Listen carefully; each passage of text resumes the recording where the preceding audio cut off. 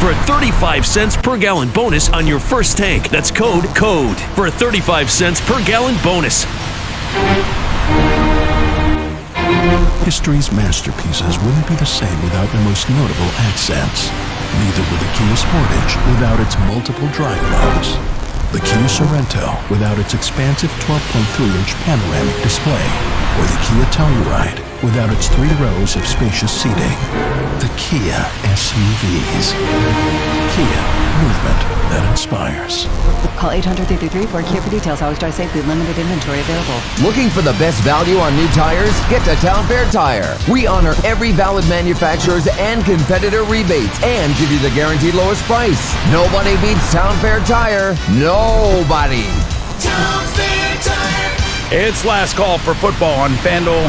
One final Sunday, one last kickoff, a final chance to place your bets before the NFL season closes its tab. This is Super Bowl 60, and FanDuel is making sure you're in on it. Now, if you're a new customer, you bet $5, you get $200 back in bonus bets if you win. So whether you're backing the favorite, riding with the underdog, or building one last same-game parlay, make it count, because after the Super Bowl, the season is over, and football is officially done. Last call for football on FanDuel, an official sportsbook partner of Super Bowl 60.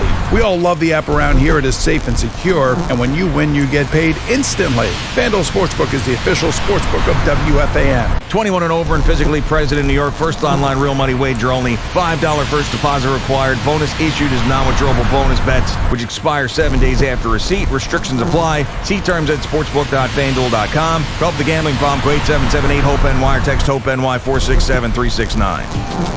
Never have I ever called my sister from the finish line of my first marathon. Hello? You won't believe where I am. Are you running? Mile 26. I'm gonna make it. Switch to T-Mobile's 55 Plus plan and get iPhone 16e with its advanced camera system on us. Plus, 2 lines for just $30 a line. Guys, I can't believe it. I knew you could do it, babe. That was amazing. Mom, how do you feel? I feel great. I can't feel my feet. Let's take a picture, and then you may carry me to the car. Share every stride, every mile, every memory on America's best network. Switch to T-Mobile's 55 Plus plan and get iPhone 16e on us and 2 lines for just $30 a line.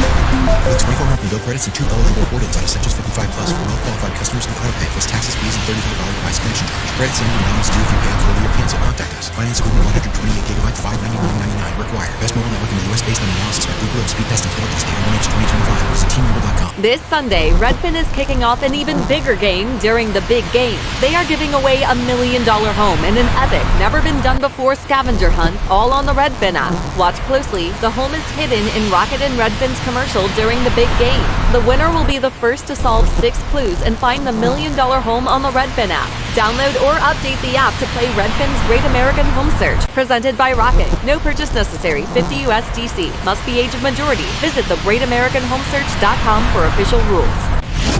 Get breaking sports news here. WFAN, WFAN FM, WFAN FM HD1 New York, and Odyssey Sports Station. Sports Radio 101.9 FM, The Fan, WFAN. Oh, that's right. Anthony Gallo on the Fan. 888-808-1019 is the number to call, as always. And we've got a lot to break down. The Super Bowl is tomorrow. One last game for this football season. A disappointing Friday night for the Knicks, and also Friday night for the Johnnies. But news breaking, I guess right around tip of both those games, Paul Goldschmidt going back to the Yankees, only further setting off Yankee fans and this sentiment that they are just running it back and settling for average and not great. And I understand where the Yankee fan is coming from. I understand why you're annoyed. You want some new shiny toys. Your entire fandom. It doesn't matter if you're 10 or you're 50. As a Yankee fan, all you used to is shiny toys every offseason. But this is not just Cashman and Hal and whoever else you want to blame in that front office and ownership group just waving the white flag and telling you we've got no dog in the fight. We're not going to compete. This is them seeing that they are a good team. They were a borderline great team last year. Yes, they did not make the World Series. But it's a team, a core, that even with major injuries has managed to make the playoffs year after year, has managed to make runs in the playoffs year after year. And they were, yes, they lost to the Blue Jays, who went to the World Series. But the Blue Jays have not gotten significantly better. You can't tell me that signing a former Major League pitcher that got his resurgence in the KBO and Pulse, and bringing in a third baseman who's never played in the major leagues and bringing Dylan Cease, who to me is an overrated starting pitcher, is somehow pushing them well past what they were last year. They lose Bo Bichette, they lose, Bassett and Scherzer, and if you really break down the numbers, those guys were not that big of a drop-off from Dylan Cease, and maybe Dylan Cease's best is better than their best, but still, you can't tell me that those teams are that much better this year. And the Yankees, who got better on the margins, but will be healthier, will have a drastically different roster from opening day last year. Not from the last day of the season, but from opening day last year. And this Yankees team, in my opinion, on paper, is still the best team in the American League.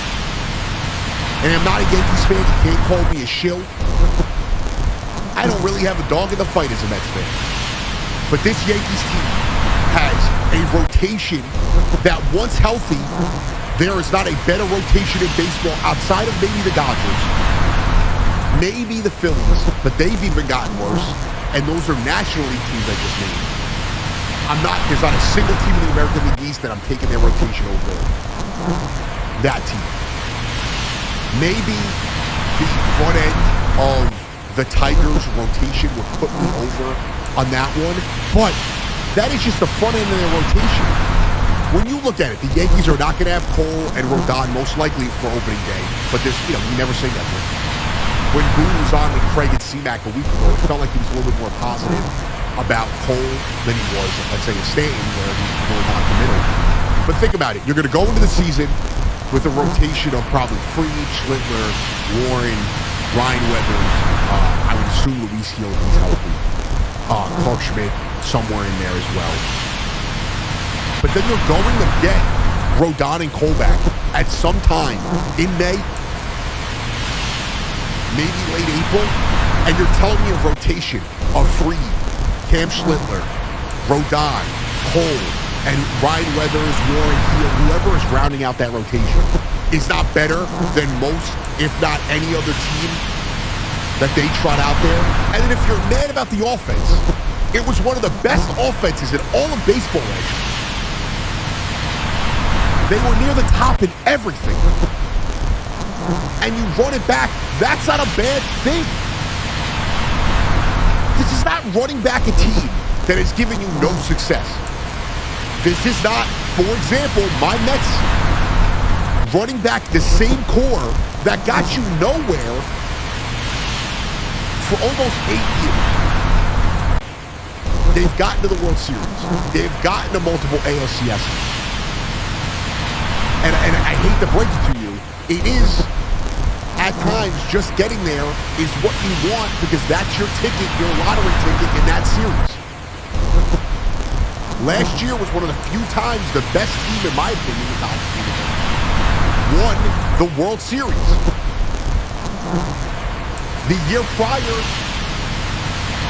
well, obviously 2 years below the Dodgers winning, but meaning the year prior to the Dodgers back-to-back championships, the Rangers and the Diamondbacks were not the two best teams in baseball. They were the best teams at the end of the year when it was hot. They got hot at the right time. When the Phillies went to the World Series, and I'm drawing a blank, was that against the Astros? I have to look it up in a second. But when the Phillies made it to the World Series in 2022, they were not the best team for the entire season. They got hot. Remember, it was the Padres and them, two wild card teams, making the World Series, or making the NLCS, my apologies, making the NLCS. We could go down the line and show you that it's not always the best team that's there. The whole point is you want to be there every year, and this Yankees team is going to be there. Short of them losing basically all of their stars. They are not missing the playoffs. They should be the favorites on opening day to win the division. I'm pretty sure they're the odds-on favorites to make it out of the American League right now. The Blue Jays may never get back to where they were last year. The Astros are another year removed from what they once were. The Tigers have a great pitching staff. They do not have a team that I truly believe is competing at a high level for 162 games when Tyree Skubal is not pitching. We're turning Framber Valdez into Cy Young, and he is not that. He is a very good pitcher. If the Yankees are healthy, he might be the third or fourth starter on the Yankees rotation. The bullpen, even though I wish they would do a little bit more before the season started with that bullpen, the bullpen is drastically different than what it was on opening day.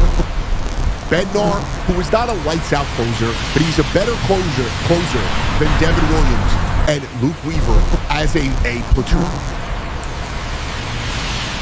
You will have the guys like Duvall, and you'll have the guys like Bird, and that you had at the deadline last year, adding in a guy like Tim Hill, Fernando Cruz, guys who have had success at times. Ryan Yarbrough, with his health, can't always be trusted.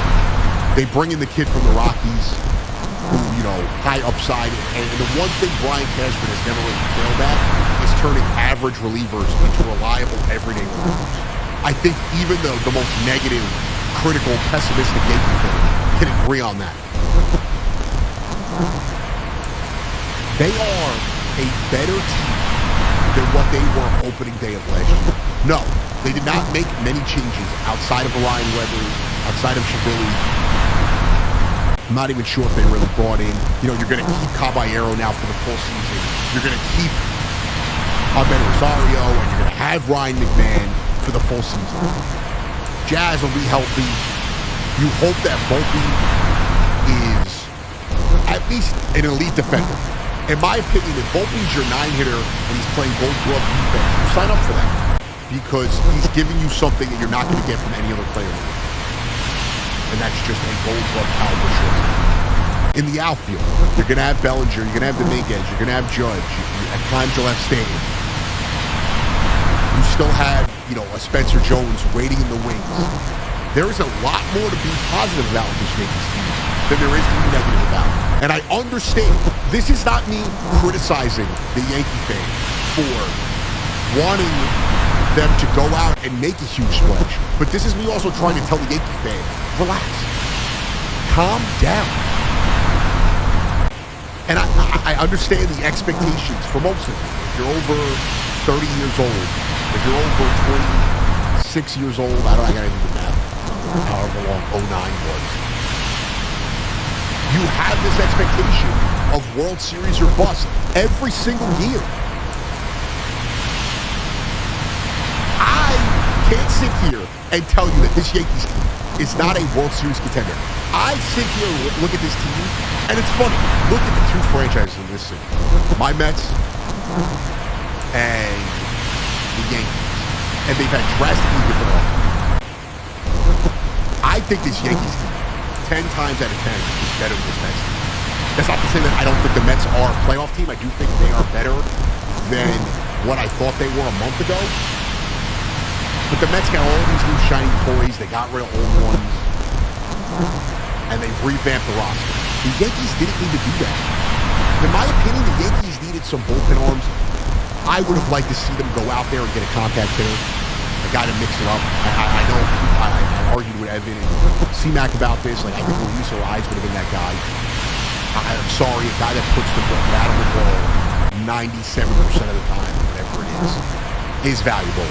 I'm sorry. If you're hitting him 6 and you got a guy in running scoring position, all you need is a single. It's better than an out. It is. It is. I don't care what the analytics are. But I digress. I would have liked to see them add a little bit more bat to ball in that offense and add some bullpen arms, which they still can. And a lot of teams will sacrifice the bullpen early to go make a move at the deadline. But this team did not need to go and revamp the core. This team did not need to go and add 6 pieces to get back to being a competitive playoff team, like the Mets did. This Yankees team needed to retain Bellinger. They did that. They needed to add a starting pitcher. They did that in Ryan Weathers. A young starting pitcher. I think he was called 26, 27. I think that is fair to call that a young starting pitcher. He is definitely young for me, at least. They added a starter. They brought back Bellinger. You're not blocking any of your young players. And the Yankees' top prospects are, there's a couple of guys in there. I'll bring it up right now so we can read exactly. Not Lombard Jr., who's just at the top of that, prospect list. But you have a guy like Carlos LeGrand. Elmer Rodriguez, another pitcher. So there are guys there. Spencer Jones, a guy who should be on the Major League roster at some point this season. So they're going to get help from within. And then at the deadline, they will have pieces, because they do have a good farm system, they will have pieces to chase somebody. We can't beg for these teams to trust the young players. I think it's uniquely to the city, where we beg for them to play some of these top prospects. We beg for Dominguez, we beg for Alvarez, whoever it is. We'll beg for Carson Bench this year. And when we play them, and they struggle a little bit, we're ready to ship them out. Dominguez will be here another year. He should be more mature. The healthier he stays, the better he should be. Spencer Jones will get an opportunity, like I said. They have to trust their depth.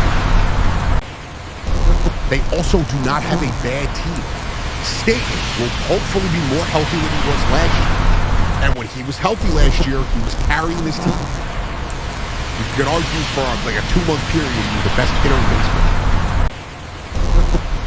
Jazz will be playing a natural position. You'll have a legit Major League third baseman. These things matter.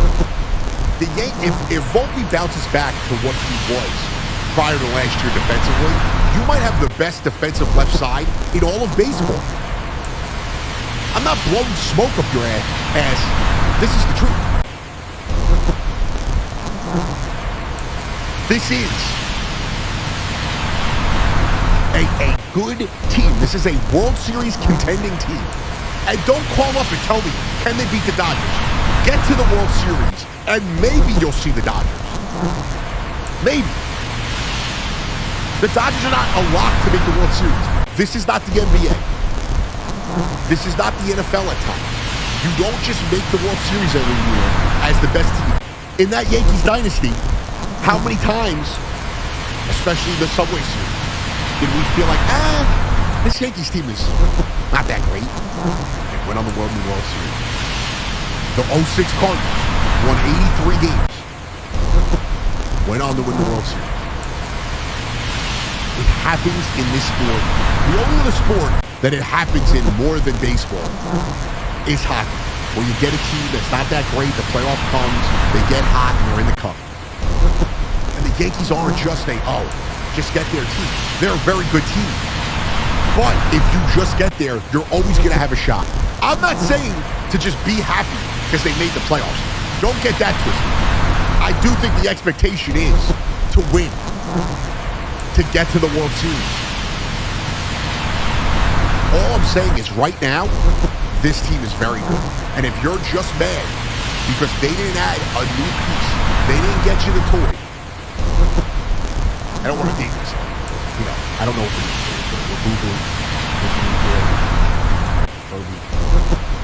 and they don't get you that hot idol. Now you're like, we didn't get Kyle Tucker. Kyle Tucker. Everyone, Met fans, Yankee fans, turned Kyle Tucker into Willie Mays. Relax. This team is good. It's easier as a fan that is not a Yankee fan to look at them and be like, you guys have one of the best GMs in the entire sport. You guys have a core and a foundation that will continue to win games and continue to put you in a position to compete year in and year out. Just trust it. I know it's tough to say that, but just trust it. And we'll laugh about this. Come September, when they're cruising to a division lead, and I think that is what's going to happen. I don't want to hear about it. I don't. Because everything you can tell me about the Orioles, everything you can tell me about the Blue Jays is the same thing I can tell you about the Yankees, but the Yankees have more proof in that pudding. The Orioles, I can't believe in their team because their young guys haven't done it consistently. Same thing with the Blue Jays. And for the Blue Jays, they're where the Yankees were going in the last season. The only difference was, yes, the Yankees lost Juan Soto, but they added guys who were natural pivots and made them look better. You know, Devin Williams at the time was not the shell-shocked pitcher that we thought he was. That Blue Jays team is not all world. There is not a team in... I'm going to stand by this until proven wrong. There is not a team in the AL that on paper is better than the Yankees. There just isn't. Sorry. Framber Valdez does not make me believe the Tigers are all of a sudden world. We got a lot to do. It is a pre-Super Bowl team. That was the night. We got a lot more Yankees to talk about. I want to get into the Jets and the narrative surrounding the Super Bowl and the Jets.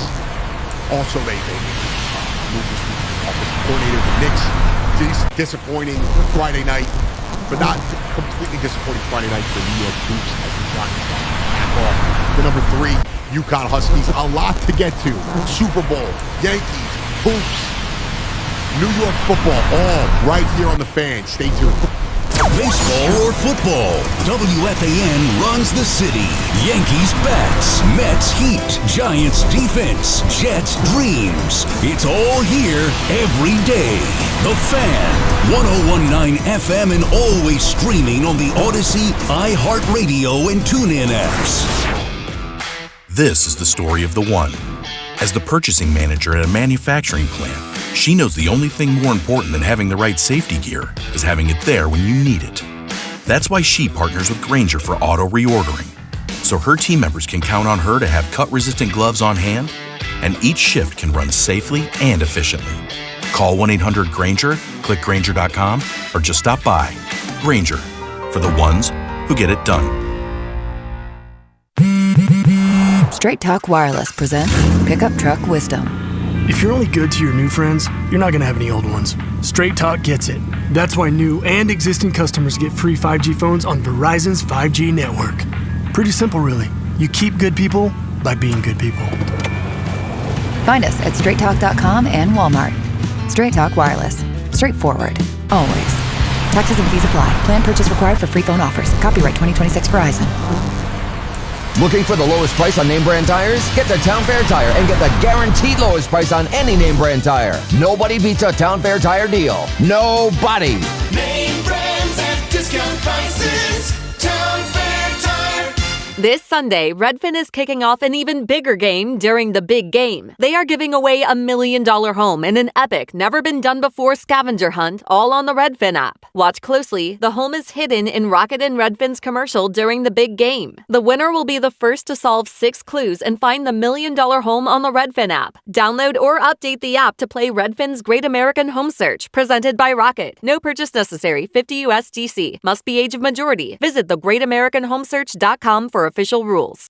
Fun is in the driver's seat at Nielsen Dodge. Get a great deal on the new Jeep, Chrysler, Dodge, or Ram you really want, with 0 down payment available, plus the credit help you need. Shop online at nielsendodge.com. President's Day sales event. As a mom, comforting my family is what I do best. Vicks Vapor Stick provides soothing, non-medicated Vicks vapors in an easy-to-apply stick, and it dries fast, so there's no mess. I use it to comfort myself and my family. Thanks, Mom. Vicks Vapo Stick, soothing comfort for the whole family. And try Vicks Vapo Shower Max for steamy Vicks vapors when you need more comfort for yourself. Use as directed. Welcome back to Winter Hack Radio, the place for clever hacks to survive the season. Icy driveway? Well, try spreading sand or birdseed to help with traction. Snowy puppy paws? Well, grab a whisk, brush it off, done. Catch COVID-19? Well, just get Actually, there's no hack for COVID-19. But if you test positive, prescription medications for COVID exist. Ask your doctor if they're right for you. Visit PfizerForAll.com to learn more. Sponsored by Pfizer. This is the story of the one. As an HVAC technician, he and his digital multimeter are in high demand. So when a noisy office HVAC turns out to be a failing blower motor, he doesn't break a sweat. With Grainger's easy-to-use website and product information, he selects the product he needs to keep everything humming right along. Call 1-800-GRAINGER, click Grainger.com, or just stop by. Grainger, for the ones who get it done. Straight Talk Wireless presents Pickup Truck Wisdom.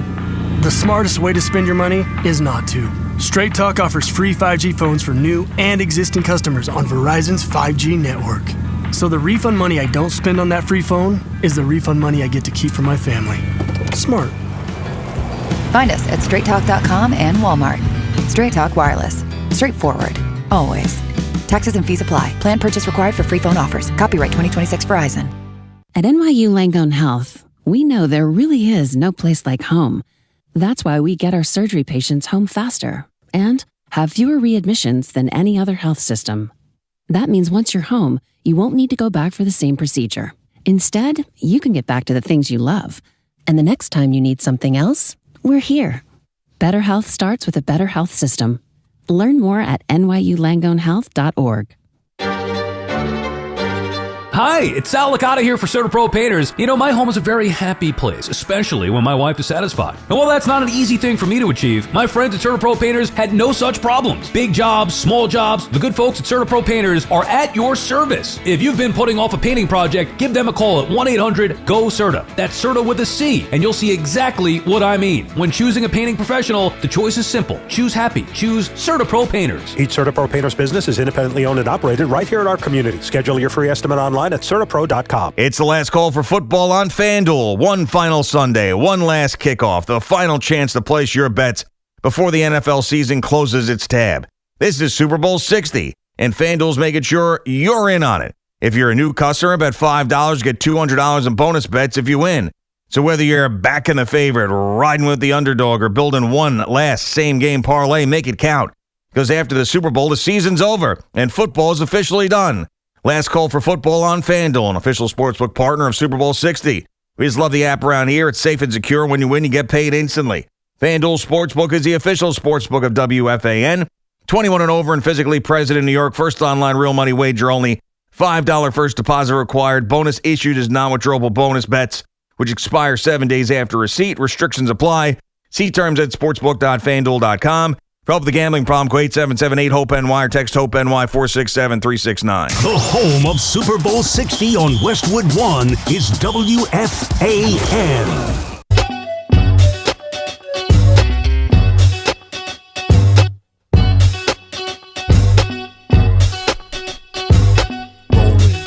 Goal two-seater. That's right, Anthony Gallo back on the fan. 888-808-1019. We got a lot to get to. Diving deep into the figure skating at the Olympics right here on The Fan. Not really, but, you know, I'm sure we will get a WFAN Daily from my guy Hoff on that. I kind of jump into the Olympics a little bit. You know, just a tad. The Winter Olympics is kind of interesting because it goes from like the Summer Olympics feels like real athleticism. Not that there aren't athletes in the Winter Olympics. And then the Winter Olympics is like, what can we do to risk our lives, but to show that we're the best at it? We're going to get in a tube and fly down a hill, ice sphere.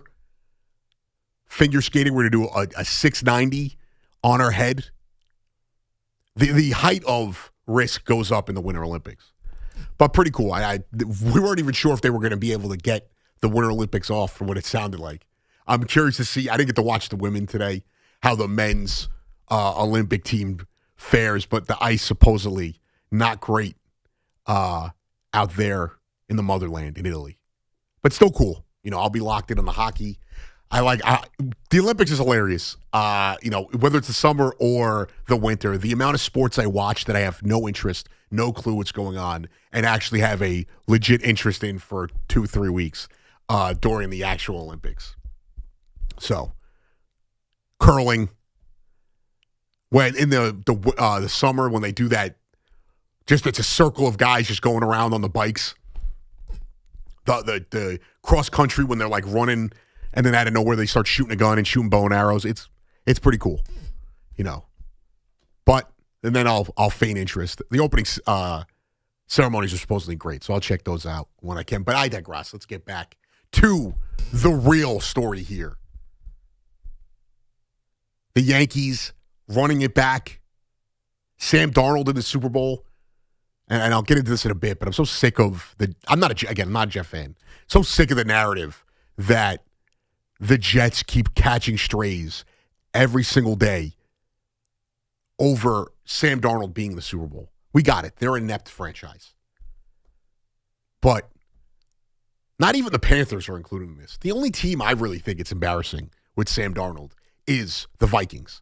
That you decided J.J. McCarthy was worth it over Sam Darnold, who won you 14 games. And then this year, you clearly had the talent to keep winning. And I don't care if he got hurt. He wasn't good when he was out there. He had that one quarter against the Bears. And otherwise, did not look the part. But we'll dive into that a bit more later. Let's get to the phones. 888-808-1019. Limo driver Ed. What's going on, limo driver Ed?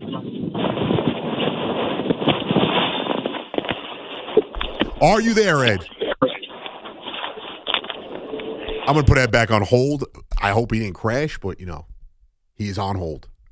Let's go out to Mike in Bayside. What's going on, Mike? Wait, I had a funny joke. What do you call that sport with the skiing and shooting? Biathlon? Yeah, I know what you're talking about. I don't know what it's called. Yeah. They said John Morant won that. Would he be able to do guns after? Like, you know what I mean? Like, to celebrate. Mike, Anyway. it might be up his alley. Listen, I got to tell you, one of my most degenerate gambling stories was the other day. I did a curling parlay. Okay. And I lost. I had USA, Italy, and then I lost. I took Sweden over Great Britain, 100 to 100. Now, let me ask you this. And I've done it too, but I'm not doing it with I'm not looking to win. It's more just for fun. You have any knowledge of what you're betting on, or it's kind of like I'm just throwing it to the you wind? want to hear my angle was Italy's probably good at bocce, and they actually won, you know. And then USA I took because it's USA, and then Sweden I was like, oh, it's colder in Sweden than Great Britain, maybe, and then that's when I lost on. No, it's just for fun. I Mike, very well. With you might be onto something. Italy might just need to go and find a bunch of grandfathers, immigrant grandfathers in Brooklyn that got tracksuits on. They don't even need the shoes. They could just have the tracksuits and they throw it like the bocce. Yeah, and by the way, the show you did on Sundays was killer.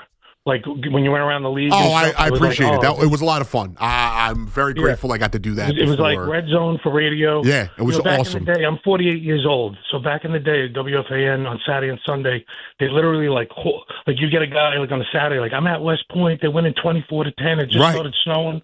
And it was good. Well, I mean, Eddie C used to do it here. I mean, when I was younger, I remember that being a thing. So, and also, I forgot what we used to call it. Whatever, sports line or something. But Herm Edwards, after he got out of USC, he did it for a couple of years on, I hate to plug them, at 10:50, but he was great. He'd be on from like noon till 8 p.m. and he would go through it would be like sitting on the couch watching all the games with him. Right. And he'd be like, oh, look at this. Listen, I understand it's a different world and that median's not as needed. It was a lot of fun doing it. I had a blast. And I got to be honest, it's the most football I got to watch because I'm not a guy who pays for Red Zone or, the Sunday ticket. So I'm usually just stuck watching the New York teams or whatever games we get here. It was awesome. I had a lot of fun doing it. So I appreciate that, Mike. A couple of times I was driving around, or if sometimes I was home and I'm like, oh, these games are stressing me. I get in the car. And then you would go around, and you were like, "Good luck," and you would tell me what's going on in the games. It was great. I'll take it. I got a positive. I want to talk about football, but also the baseball. Like, I think with the Yankees, I think you're totally wrong. And even like a guy like Joe Beningo, who is on my Mount Rushmore, he's like, still up in arms. The Mets didn't get Diaz or Alonso. I didn't want them. Listen, the Blue Jays almost beat the Dodgers. We got two of the top 5 Blue Jays. I don't think the Yankees are going to be that good. I think you're totally wrong about Stanton, but I don't want to put out your fire here in the hot stove. No, it's okay. I mean, listen, here's before I let you get to the other points. My opinion of the Yankees, though, is not hinged on Stanton. I'm just saying when healthy, he is still as good a hitter as you could have on a team. I'm not saying he is an MVP caliber player. Yeah. But the only thing I'll give you with the Yankees is I think the starting pitching is insane. Yeah, I do, and I do think that is underrated, and I think it's underrated not just here. I think as a whole, like I watch it. I'm a big MLB Network guy. I read. I'm obsessed with the sport. It's my favorite sport, and I think people criminally underrate the Yankees pitching staff, currently constructed, and when it gets healthy. Yeah, but even with Stanton, like in my eyes, he's a 210 hitter, hit 40 home runs, and he'll be good in the playoffs.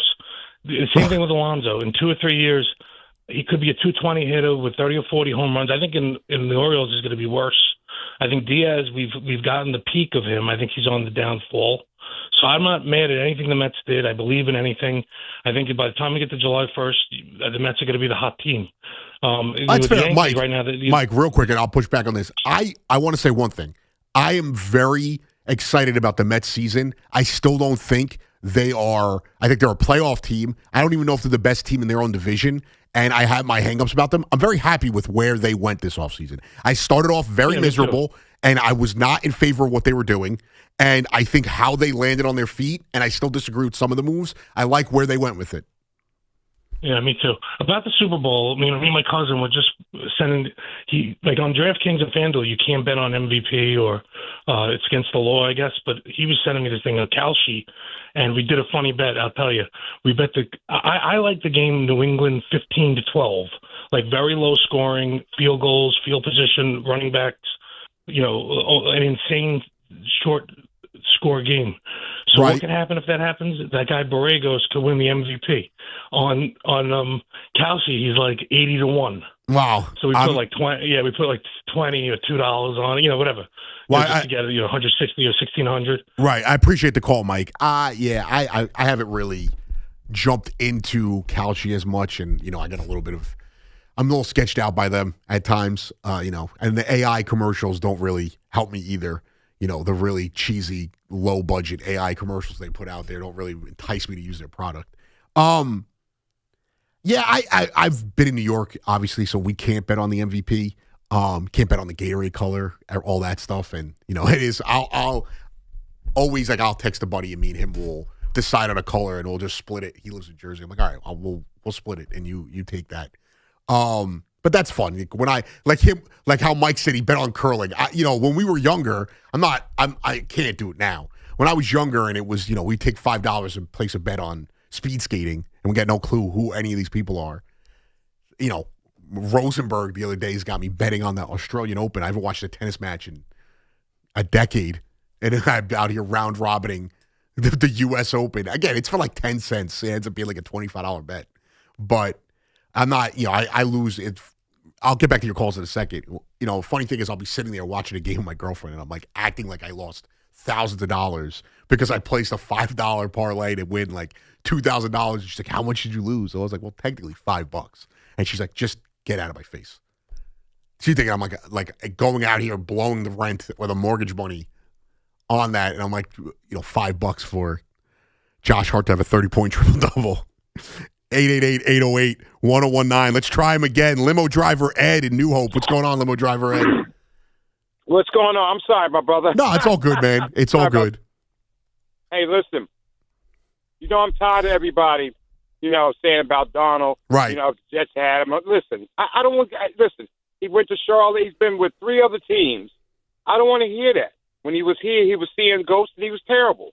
What do you want us to do? And I think it's fair. I think 2 things could be true, Ed. I think you could say, all right, the Jets are a poorly run franchise, but also not attach Sam Darnold to them. When he left, he went to Carolina, and then he was in San Francisco, correct? Yep. And then he goes to the Vikings and finally succeeds, and they dump him after a year. That's where the jokes should lie. Not with the Jets. I love to make fun of the Jets. The Jets are not the team that should be. I think Jet fans, if anything, and I feel like I've noticed this a lot, the majority of them, I've met very few who haven't, who are rooting for Darnold in this Super Bowl. Oh, if he wins, he's just like any other player that left the team and went and won a Super Bowl. Like Beckham, offensive lineman. Look at that. He went down to Philly. He won. Right. You got Williams. He's with Seattle. If they win, they win. I mean, And also, this is how it goes. And I think Becton's actually a great, and I appreciate the call. Becton's a great example of this. I know he's not the quarterback. Mekhi Becton was a great prospect that they drafted. Couldn't keep his weight down. The team had their missteps, and they really mishandled him at times. He couldn't stay healthy, but also it felt like he wasn't buying in. And the narrative was when he got to Philly, he kind of humbled himself and bought in. But the Jets still were going to get made fun of for that. That is not... I can't sit here and look at Sam Darnold and say, I didn't think Sam Darnold was that good. As a neutral in this, because I'm not a Jet fan and I'm not a rival fan of any team that is a rival to them. I didn't think Sam Darnold was that great. I never thought he was that good in college. And I never thought he was that. I thought he was a good quarterback in college. I never thought he was anything more than a serviceable, bridge quarterback when he played for the Jets. I didn't see this guy that is the guy now. And it's not like he's a perfect quarterback now. He's very good. I would say he's in the upper half of the league. But you can win with him. There's a lot of guys in the league you could win with. I don't think he's a superstar. But I also don't think this is some indictment on the Jets. It's not an indictment on the Niners. It's not an indictment on the Panthers. The only team I can look at and say it's an indictment on is the Vikings. I thought J.J. McCarthy was not good in college. I thought he was kind of overrated. Connor Stallions ain't walking through that door either. And then they hitched their wagon to him in Minnesota. And I'm not sitting here acting like he is, sorry as I hit the mic there, he is God's gift to the quarterback position, Sam Darnold. But he is drastically better than J.J. McCarthy. And in maybe a few years, J.J. McCarthy will be a prospect that turns into something. I don't think so. The difference between what I viewed, Darnold I thought could always play in the NFL. I don't think J.J. McCarthy is going to be a quarterback in the NFL in a few years. Somebody in the YouTube chat just says it. He's going to be the second coming of Christian Ponder. That is outrageous to me that everyone, and I think if it wasn't the Jets organization, let's say he was drafted by the Panthers. Let's just say that's who had drafted him.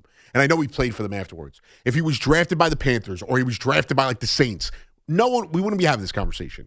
But loosely because of the Patriots being the Super Bowl, and because it's the Jets, everyone, LOL Jets, it is funny at times to make fun of the Jets. I'm not beating around the bush here. I think that this is the one time you can't criticize them for this. They are so far removed from this guy.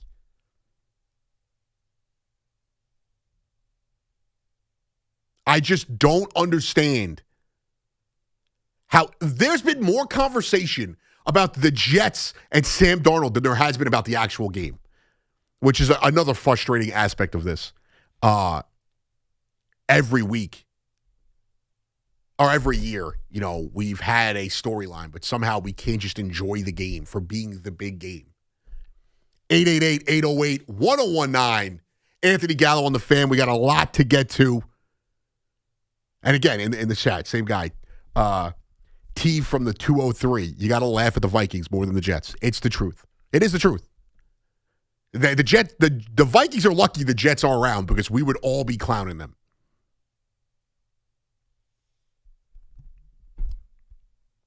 888-808-1019. Anthony Gallo on the Fan. When we come back, I do want to continue a little bit of the Super Bowl conversation. We'll continue into the Yankee conversation as well. But why can't we just enjoy the game? Why do we need all this other stuff? We need a legacy and we need a storyline. Why can't we understand that this is the pinnacle? This is American sports at its highest right now. The Super Bowl, the NFL. And somehow we found a way to make it seem like it's a big drag. We'll get into that and a lot more right here on The Fan.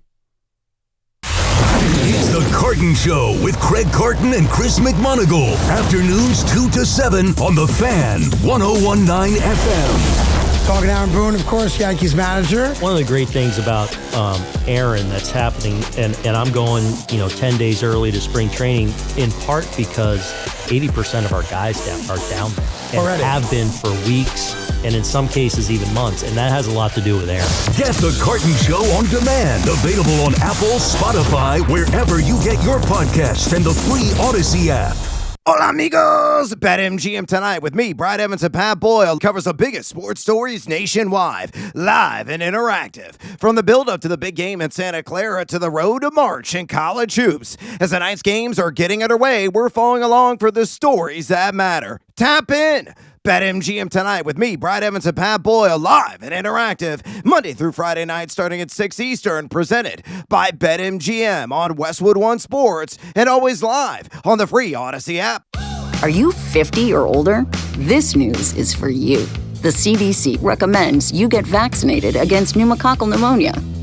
Even if you're healthy, your age puts you at risk. People 50 or older are over 6 times more likely to be hospitalized with pneumococcal pneumonia compared to adults 18 to 49. Just one shot can help protect you. Learn more and schedule at vaxassist.com. That's VAXassist.com. Sponsored by Pfizer. Staples presents That Was Easy. So I opened a restaurant and needed everything. Menus, signage, catering brochures. Everything and then some. I went to Staples. They printed it all and even suggested takeout menus. One money pit with a side of fries. But now at Staples, you get up to $125 off custom print orders. $125 off. Now you're cooking. Brand your business in a big way at Staples. That was easy. Shop Staples in store, online, or in the app by 4/4 to unlock. Exclusions apply. Visit staples.com/print for details. If you own a small business, the pressure never lets up. Cash flow, tariffs, payroll, taxes. Every day starts with a full plate. So you got ahead of it. Had to. That's why I checked out LendSeek. How was the process? It was simple. LendSeek's AI platform showed me real funding options. Fast, clear, and no games. Any upfront costs? None. Zero out of pocket. No prepayment penalties either. Up to $5 million with funding in as fast as 24 hours. Start ready, stay ready. Lendseek.com. LENDSEEK.com. History's masterpieces wouldn't be the same without their most notable accents. Neither would the Kia Sportage without its multiple drive modes. The Kia Sorento without its expansive 12.3-inch panoramic display. Or the Kia Telluride without its 3 rows of spacious seating. The Kia SUVs. Kia, movement that inspires. Call 800-333-4KIA for details. Always drive safely. Limited inventory available. Are you excited as I am? Are you kidding? I live for Restaurant Week. By the way, dinner is on me. What? You don't have to. Don't worry about it. I've been using Upside, so I have a little extra to spend on going out. I've heard of Upside. It's the cashback app, right? How's it work? Simple. I open the app, claim a restaurant offer, pay like normal, and Upside sends me cash back. It's that easy? Yup. And I earned about $250 in cash back just from dining out last year. $250? Yeah, it's money I can cash out to my bank or turn into gift cards. If that's the case, then this one is on you. I'm downloading Upside right now so I can earn cash back on the next one. New York, meet Upside, the free app that gives you cash back on restaurants and gas. Use promo code NYC1 for a 10% bonus on your first restaurant transaction. Download Upside and use promo code NYC1 for a 10% bonus on your first restaurant transaction. Remember, that's promo code NYC1. Offers vary by user and location at participating merchants. Go to upside.com for terms and conditions. Looking for the lowest price on name brand tires? Get to Town Fair Tire and get the guaranteed lowest price on any name brand tire. Nobody beats a Town Fair Tire deal. Nobody. Town Fair Tire. I know that hiring can be challenging. You need someone to match your role perfectly. Well, now you can meet them fast on ZipRecruiter. Build your team, build it sooner. Meet your match on ZipRecruiter. Just head to ZipRecruiter.com/free right now to try it for free. That's ZipRecruiter.com/free. Meet your match on ZipRecruiter. Try it free. Did you know about 1 in 3 people with plaque psoriasis may also develop psoriatic arthritis, which causes joint pain, stiffness, and swelling? Does this sound like you? Listen to what it sounds like to be a million miles away. Tremfya guselkumab, taken by injection, is a prescription medicine for adults with moderate to severe plaque psoriasis who may benefit from taking injections or pills or phototherapy, and for adults with active psoriatic arthritis. Serious allergic reactions and increased risk of infections and liver problems may occur. Before treatment, your doctor should check you for infections and tuberculosis. Tell your doctor if you have an infection, flu-like symptoms, or if you need a vaccine. Imagine being a million miles away. Explore what's possible. Ask your doctor about Tremfya. Visit Tremfya.com or call 1-800-526-7736. Are you excited as I am? Are you kidding? I live for Restaurant Week. By the way, dinner is on me. What? You don't have to. Don't worry about it. I've been using Upside, so I have a little extra to spend on going out. I've heard of Upside. It's the cashback app, right? How's it work? Simple. I open the app, claim a restaurant offer, pay like normal, and Upside sends me cash back. It's that easy? Yup. And I earned about $250 in cash back just from dining out last year. $250? Yeah, it's money I can cash out to my bank or turn into gift cards. If that's the case, then this one is on you. I'm downloading Upside right now, so I can earn cash back on the next one. New York, meet Upside, the free app that gives you cash back on restaurants and gas. Use promo code NYC1 for a 10% bonus on your first restaurant transaction. Download Upside and use promo code NYC1 for a 10% bonus on your first restaurant transaction. Remember, that's promo code NYC1. Offers vary by user and location at participating merchants. Go to upside.com for terms and conditions. Talk New York sports here. The Fan. Talk to Christian Winfield about the Knicks.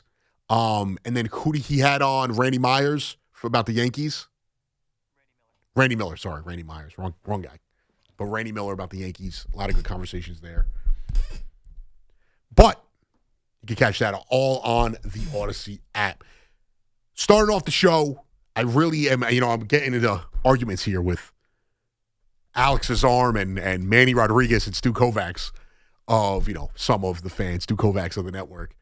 I genuinely believe, Stu is my best friend, Yankee fan. I've been telling him this all offseason. I genuinely believe that this Yankees team is the best team in the AL. And I think most of the pushback, and it comes from my fellow Met fans that are haters. It's okay. Although I do think we're going to unify this year. We're all going to get together. We're going to make peace, break bread, and we're all going to hate on the Dodgers together. I think that is the unifying factor here in New York. We all hate the cold, and we all hate the Dodgers. That's where we unify. Mets fans, Yankees fans, F the Dodgers. I think that's the perfect right there. I will bring the city together. Take that, Tommy Clicks. Actually, he's one of those guys who should, has to break the bread because him and Evan, pitiful when it comes to their Mets fandom and how they hate on the Yankees. Well, he has a new one now, Gallo. He's Tommy the Hopeless Romantic. He's unbelievable. You can't. I love Tommy. I get a kick. You can't make 30 nicknames for yourself. You can't. That is a level of ego that is unmatched. Tommy the Clicks Machine. He called himself a generational talent. What else? Tommy the Rationalizer. Tommy the Rationalizer. Positive Tommy, of course. News breaking Tommy. Breaking news Tommy. Breaking news Tommy. So you can't. Every time he's winter Tommy, and then we're gonna get summer Tommy when he his fat face skinny's down a little bit. Yeah. So this week it was Tommy the Lover Boy and Tommy the Hopeless Romantic. Unreal. Well, I'm gonna unify. I am gonna be the one leading the charge. Probably not because no one cares about me, but we are gonna unify over the Dodgers. Yankees are the best team in the AL. It's how I feel. I look at the pitching staff. On paper, healthy. This team is better than anyone else in the AL. You can't tell me because Cody Ponce was in the KBO striking guys out. He's all of a sudden a lock to be some great ace in Major League Baseball. Dylan Cease is not the star pitcher that everyone makes, not even everyone, that a lot of teams make him out to be. When you really look at his numbers, they are unimpressive. There's a reason why, and I understand he had a 4.5 ERA last year. A 4.5 ERA. And you're trying to tell me that the Blue Jays somehow got better. He's got a career 3.8 ERA. He's a good pitcher. He's not a stud. He's going into his year 30 season, age 30 season. He's had one season south of 350 or 347, sorry, ERA. Otherwise, 5.7, 4, 3.9, 4.5, 3.47, 4.55. He makes a lot of starts, which is a big factor. Understood. I don't view this guy as the lights out pitcher that everyone he was the guy who was going to fix the Mets. He was the guy who the Yankees should be chasing. No, he shouldn't. It's the Blue Jays' problem now. And then they add the third baseman. Was he a third baseman or, let me look it up, the Japanese player, which is a guy I wanted the Mets to get. I'm not going to sit here, but he's also a guy that I wasn't locking in to being a guarantee. He is Akamoto. He plays third base. Is he a guarantee to be better than Bo Bichette? George Springer, another year older.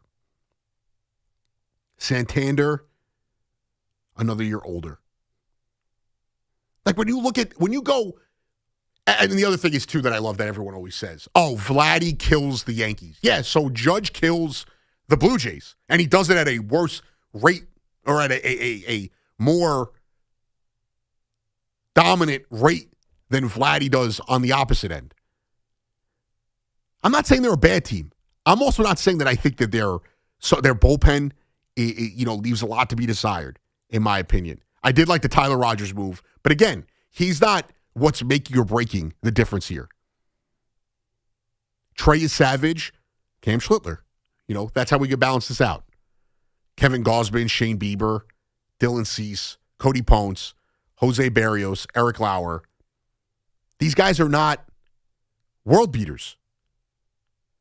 The Yankees are going to trot out there healthy Garrett Cole, Max Fried, Carlos Rodon.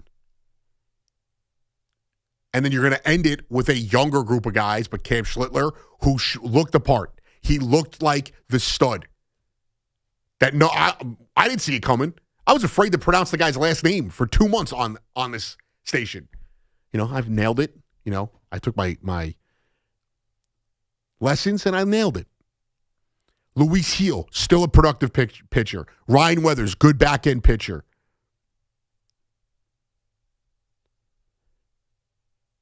Will Warren, I think Will Warren is a serviceable fifth starter type. And in the bullpen, I like the Yankees bullpen. Do I think it's perfect? No. Do I think it's just as good, if not better than the Blue Jays? I do. I think Bednar showed he could handle New York last year. I think Duvall is a guy that's going to continue to grow. He switched scenery last year. You're going to have to let him mold into it. He went from being a closer to not a closer at San Francisco, so there's still that adjustment as well. Tim Hill is a good pitcher. Fernando Cruz, good pitcher. They've got some young guys coming up. I like this squad. 888-808-1019. Isaac in Brooklyn. What's going on, Isaac? Yeah, hi, how you doing? I'm good. How are you, man? Good. All right. So I was just thinking, in my opinion, Sam Darnold, if he wins the Super Bowl, will be a top 5 quarterback in the NFL at the moment. Isaac, also, are you getting yelled at right now? No. The kids in the background. Oh, okay. I have to push back on that. And it's not a knock on Sam Darnold. I don't think he's a top 5 quarterback because he won the Super Bowl. I think he solidifies himself as a guy you could win with. And I appreciate the call, Isaac. There's just a lot of noise back there. Sounded like he was getting yelled at. I guess that was his kids. No, he would not be a top 5 quarterback. I think was Brad Johnson a top 5 quarterback when he won the Super Bowl? He's better than him. He's not better than Mahomes. He's not better than Josh Allen. He's not better than Lamar Jackson. He's not better than Joe Burrow. No. We may have. I get definitely. I mean, I don't think he's better than Drake May or Bo Nix. I mean, even if he wins this game, look at the weapons he's playing with. It's not. No, I'm not. I don't want to get into this conversation because I'm not about to sit here and disparage Sam Darnold and what he's done this year. He's not better than Matt Stafford. It's like Brock Purdy. I do think he's better than Brock Purdy, but I don't think he's better than Jalen Hurts. As much as I can't stand Justin Herbert, he's not better than Justin Herbert. It's like the Brock Purdy argument. He's a good quarterback. He's a top half of the league quarterback. He doesn't have to be, we don't have to give this guy elite status because he wins the Super Bowl. And this is a Seahawks team that we've seen plug and play before. We saw this Seahawks team with a lot of the same pieces go out there and put up numbers. Geno Smith put up numbers with this system. You know, if you go back a year prior, let's see, I think the interceptions are where they really are separated. And Darnold played great in the NFC title game, so I'm not taking this away from him. But let's just do the comparison right now. Darnold had 4,000 yards, a little bit over 4,000, 25 touchdowns, 14 interceptions, a 67 completion percentage. Geno Smith, 70% completion percentage, 4,300 yards, 21 TDs, 15 interceptions. That's the difference right there. You know what the difference was this year? Their defense is probably the best in the league. I mean, the Broncos' defense, great. The Browns, the Texans, the Patriots have a good defense, although the Patriots' defense inflated by, I think, the teams they played. That's the difference. They added some more pieces. JSN took an immediate leap that I didn't see coming. We could praise Sam Darnold and also not overdo it. Jalen Hurts was the best player in the Super Bowl he lost, and then won another Super Bowl, and we won't call him top 5. But all of a sudden now Sam Darnold is top 5 if he wins. I think it's okay to say he doesn't have to be top 5 to be appreciated. I thought Eli was top 5 at times in his career, but it's kind of like my argument with Eli. You could be a winner and not be the best player at your position. Tom Brady, one of the 3 best quarterbacks ever, but also when you put him in those conversations, it's not his talent that's shining. It's his ability to win and manage the game and manage his teammates and come up in the biggest moments. Again, I'm just trying to paint the picture that it's not always like you could be a winner and not be the best player. They don't go together. Dan Marino, maybe the best quarterback ever. Never won a Super Bowl. How many great quarterbacks have we seen that you knew they were legitimately great? Let's say Josh Allen, Lamar Jackson put together the careers they continue to play the way they have, and they never win Super Bowls. Are we going to sit here and say they're not all-time greats? Yeah, they never won the big one, which will always be held against them. Kelly, Marino, we'll always hold it against them. But it's also not going to take away from their immense talent. 888-808-1019. I see your calls. We'll get to your calls. We'll continue the conversation, jump a little bit more into the Super Bowl. Yankees, Mets, Jets, Giants, Knicks. It's all on the board. Anthony Gallo till 2 a.m. The home of New York Giants football. The Fan. Runs out of the tackle, down the right sideline, cuts inside at the 5, in for the touchdown! 1019 FM WFAN. WFAN FM. WFAN FM HD1 New York. An Odyssey sports station. We're talking Yankees and Mets as we get you ready for the 2026 season. From the time pitchers and catchers report through opening day. There's a high drive. That's leaving the yard. The hot stove is fired up on the Fan. 1019 FM and always live on the free Odyssey app. Did you know about 1 in 3 people with plaque psoriasis may also develop psoriatic arthritis, which causes joint pain, stiffness, and swelling? Does this sound like you? Listen to what it sounds like to be a million miles away. Tremfya, guselkumab, taken by injection, is a prescription medicine for adults with moderate to severe plaque psoriasis who may benefit from taking injections or pills or phototherapy, and for adults with active psoriatic arthritis. Serious allergic reactions and increased risk of infections and liver problems may occur. Before treatment, your doctor should check you for infections and tuberculosis. Tell your doctor if you have an infection, flu-like symptoms, or if you need a vaccine. Imagine being a million miles away.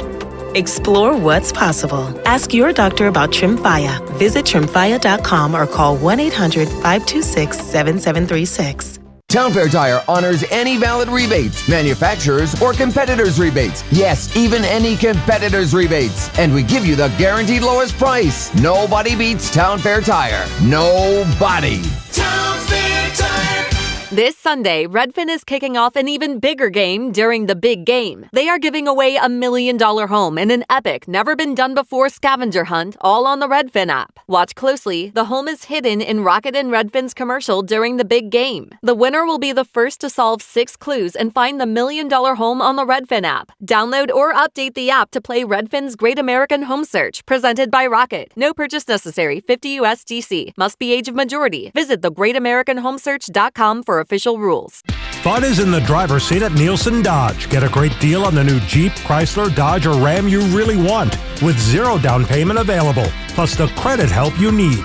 Shop online at nielsendodge.com. President's Day sales event. Shopping with your parents can be embarrassing. Why would they sell jeans with holes in them? I'm going to speak to the manager. Mom! That hoodie is giving. You should get it. YOLO. Thanks to the Chase mobile app, your kid can shop independently while you keep an eye on their spending. So you can go from We can be twinsies to How was shopping? Saw you stayed on budget. Thanks, Mom. Freedom for kids, control for parents. That's family banking from Chase. Account subject to approval. Chase mobile app is available for select mobile devices. Message and data rates may apply. JP Morgan Chase Bank N.A. member FDIC. Welcome back to Winter Hack Radio, the place for clever hacks to survive the season. Icy driveway? Well, try spreading sand or birdseed to help with traction. Snowy puppy paws? Well, grab a whisk, brush it off, done. Catch COVID-19? Well, just get... Actually, there's no hack for COVID-19. But if you test positive, prescription medications for COVID exist. Ask your doctor if they're right for you. Visit PfizerForAll.com to learn more. Sponsored by Pfizer.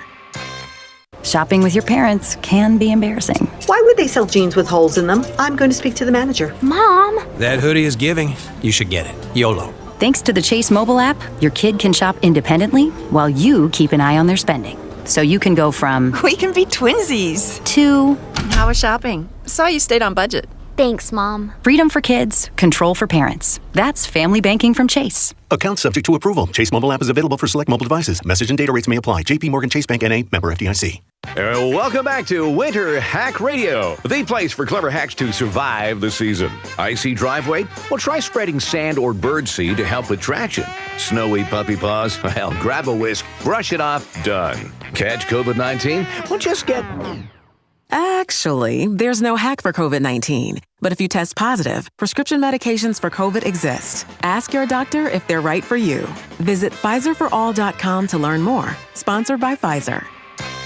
Are you excited as I am? Are you kidding? I live for Restaurant Week. By the way, dinner is on me. What? You don't have to. Don't worry about it. I've been using Upside, so I have a little extra to spend on going out. I've heard of Upside. It's the cashback app, right? How's it work? Simple. I open the app, claim a restaurant offer, pay like normal, and Upside sends me cash back. It's that easy? Yep.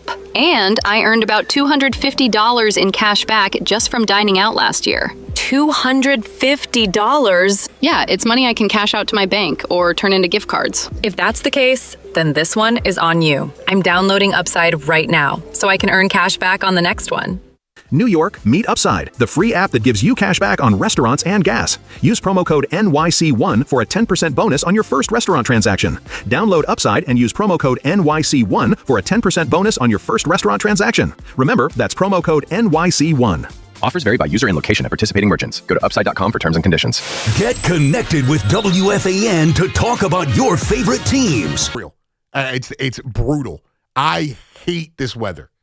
I used to love the winter when I was a kid. I hate this now. Get me to 88 degrees. I'd rather sweat through my clothes and be out because at least everyone's out and about. In the winter, nobody wants to be out. at least in the summer, you all suffer through the heat together. It's brutal. My walk to the R train from my apartment is like 15 minutes, 10 minutes. That's brutal. And then the walk from the train to here, even worse. It was so bad today, and the wind's hitting you. I don't know if you dealt with this, but like I'm kind of by the water where I live in Brooklyn. The wind hit me and almost knocked me off my feet. Before, when I was walking here, I had to stop. I just hit a little doorway and just sat there for like 5 minutes just to like gather myself. It's unreal. It's brutal. And Connor's like, oh, it's going to get to like high 30s. And I was like, it's going to feel like summer. Yeah, like next week you'll be wearing shorts when it's 37 degrees because it's going to feel like the summer. I had a buddy in high school that when he graduated, went to college, he was a year older than me. He came back to visit. He was going to school in Vermont, and it was like 45 degrees out, and he's wearing shorts. He goes, dude, you don't know cold. He's like, you don't know cold. Well, that's how I was when I went to Syracuse. It would be the entire winter. It's so brutal. And then the first day where it was like 40, everyone's in shorts and T-shirts. You just feel like it's warm. Well, I don't know how it was in Syracuse, and obviously I was still in New York. St. John's, on the Queens campus, they have a wind tunnel that would hit you, and it was like getting punched in the face every day. And when it dipped below 30, it was like an ice punch.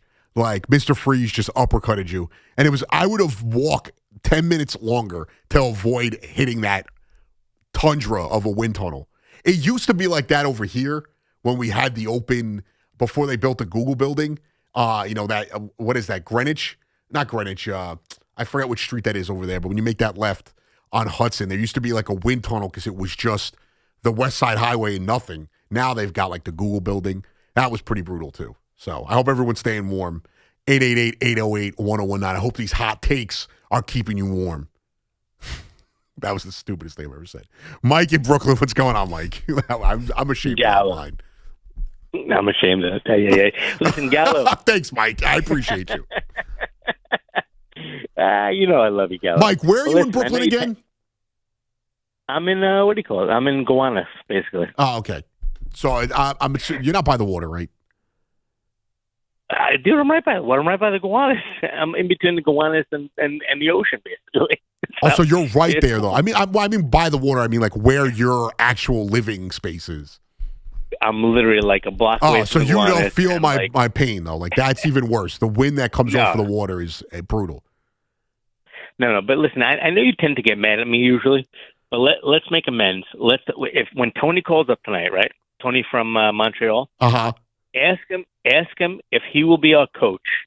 You and I, 2030 Olympic curling team from Brooklyn. Well, all tracksuits. You're going to be the guy that puts out like whatever the hell it is, the way he puts it out, and I'll be the sweeper. Yeah, what do you think? I could be the sweeper. I was sweeping all day today. We're hosting a Super Bowl party, and my girlfriend was like a drill sergeant today, making me. Had a toothbrush scrubbing the tiles. I'm down. Tony can do it. I'm sure Tony is the perfect guy. He's in Montreal. I'm sure they go play curling like we go bowling. Tell him what he calls. He keeps talking about Italian food and stuff. We'll take him to Papa John's too. We'll say, listen, we're even. You're a Mike, coach. There is one thing that you tell me that bothers me to no end is the Papa John's line. I mean, Papa John's is a sponsor. I love Papa John's, but if not. God, I love you. But you had something on the Mets? No. Two quick things. First of all, who do you have in the who do you have in the Super Bowl? I don't think it's going to be as big of a blowout as people make it out to be. I like the Seahawks, though. I just think they're a complete team. Run the ball, pass the ball. They have a great defense, or underrated defense. Even if they're missing their top corner, I still think they'll be able to handle the Patriots. And I just don't think the Patriots are ever going to have – the big thing with the Patriots this year is they've been able to control their games. They're not going to control this game. I have basically the same thing as you, but the opposite way. I have – Darnold makes like a mistake with like 3 minutes left in the game. Okay. And he coughs it up and what do you call it? And Pats win. So, but I mean, listen, Mike, if there's a way that I see them losing, I kind of feel like that's the way it would go. It was like a catastrophic mistake from Darnold. Yeah. Second thing, because I want to have a little bet with you. Okay. So second thing, over under for the Mets. What do you got? I think they have it at like. Are we going off of what No, you want me to give you a number? I'm asking you. What do you think? You give me a number. It's hypothetical for right now. 86 wins?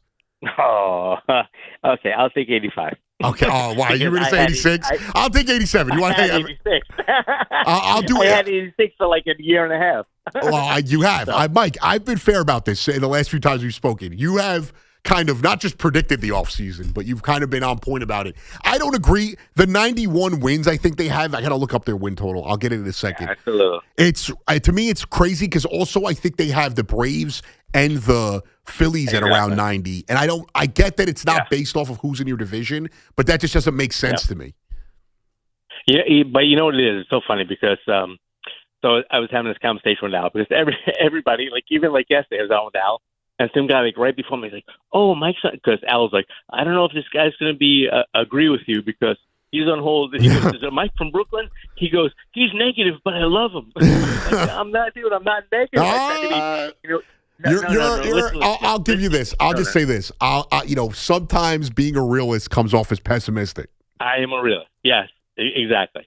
So I basically say, so Al last year said to me, they were 25, 23, 24, whatever it was, games over 500. I said at the beginning of the year, 86 games. He goes, "Mike, do you want to change it?" And I said, "Absolutely not." He goes, "Why?" I'm like, "Have you seen the last 2 to 3 weeks? 2 to 3 innings a week, they can't sustain that. What happened?" Same thing. But you got to look at it realistically. And at the end of the year, there was like a 21-game thing, right? So Al and, like, I forget whoever it is, the story, his buddy over there, they all call me. They're like, "Oh, he's negative." Dude, they were playing 6 or 7 games under 500 from the end of May. Oh, it was such a long stretch that the majority of the season they were a bad team. Exactly. But I said to them, so they go to me, they're like, okay, they're going to be like 18-4. I'm like, are you out of your mind? They're going to be 10-11 or like 11-10. Oh, you're negative, whatever. And what happened? I mean, Mike, dude, I yelled at you about it. Listen, dude. I know you yelled at me. I yelled at you about it. I can't. Listen, but I'm realistic. I still love you. You yelled at me. I had it. Mike, I appreciate you hung up on me too. Yeah, I'm not hanging up on you because of the Mets right now. I'm hanging up on you because we got a special call, and you mentioned it prior. Mike talking about 2030, the Olympics, curling, me and him, and Coach Tony in Montreal. And on the line right now is Tony in Montreal. What's going on, Tony?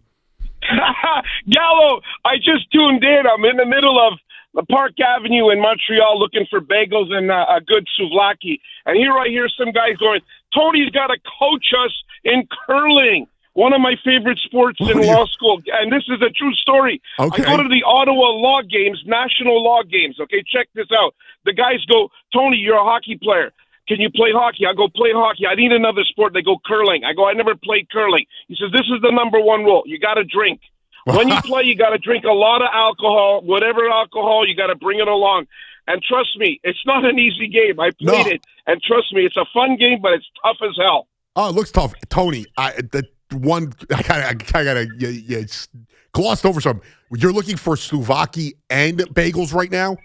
Both. Yeah.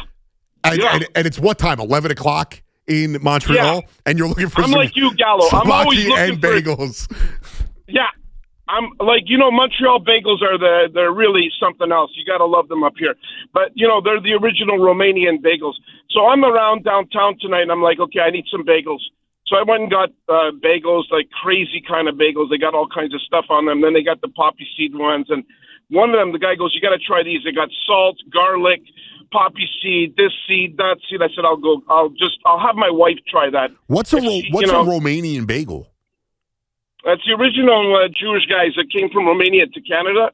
They actually settled in Montreal, and they're the ones that came up with Montreal smoked meat and the bagels. So we're really well known for it. And the bagels that I buy from. Oh, so it's a little different than this is a little different than the bagels we have down here.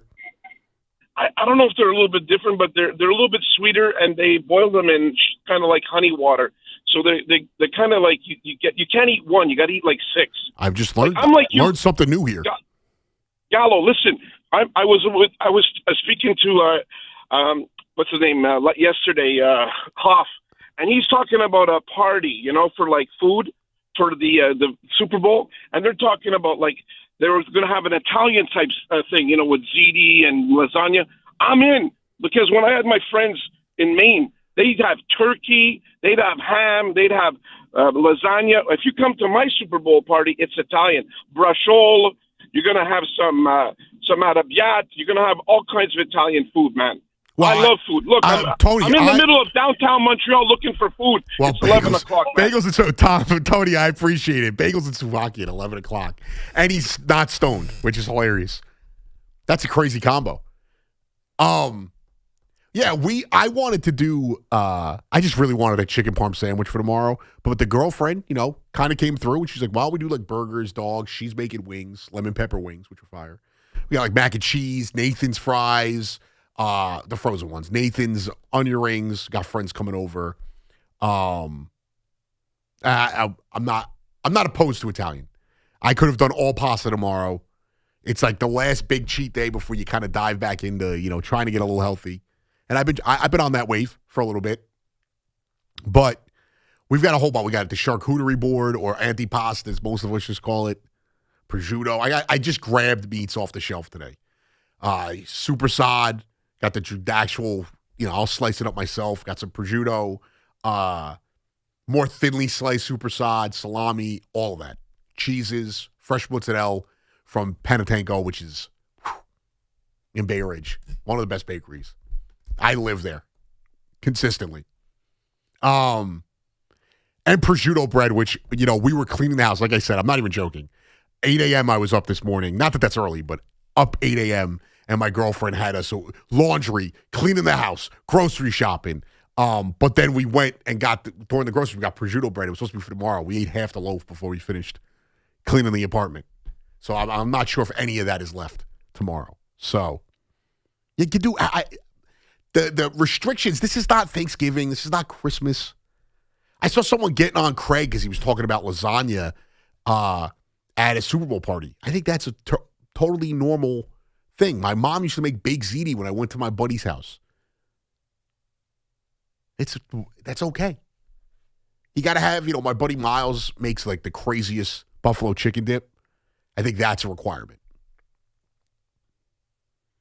It's whatever you want. Burgers, dogs is easy. And, we're not having a lot of people over. And it was cheaper than going out and getting the sandwiches and everything I wanted to do. But, if you have something crazy at your Super Bowl party, I want to hear it. Or if you got some tips, I still got time. I get home, sleep for a couple hours. I could still hit the grocery store and churn something out. Got to have the pastries. We got cookies from Belly Bocce. They may have been, a gift from Boone to Sean Morash, but they never met Sean Morash, and I took them because, got to make a living somehow. And, so fruit, cheeses, meats, hot dogs. Well, we actually did. It's turkey and chicken burgers because, a couple of people coming over are health freaks, and I kind of like the chicken burger. The place by me, they stuff it with the peppers. They stuff it with cheese. It's honestly fire. And I feel a little bit better about myself after eating it.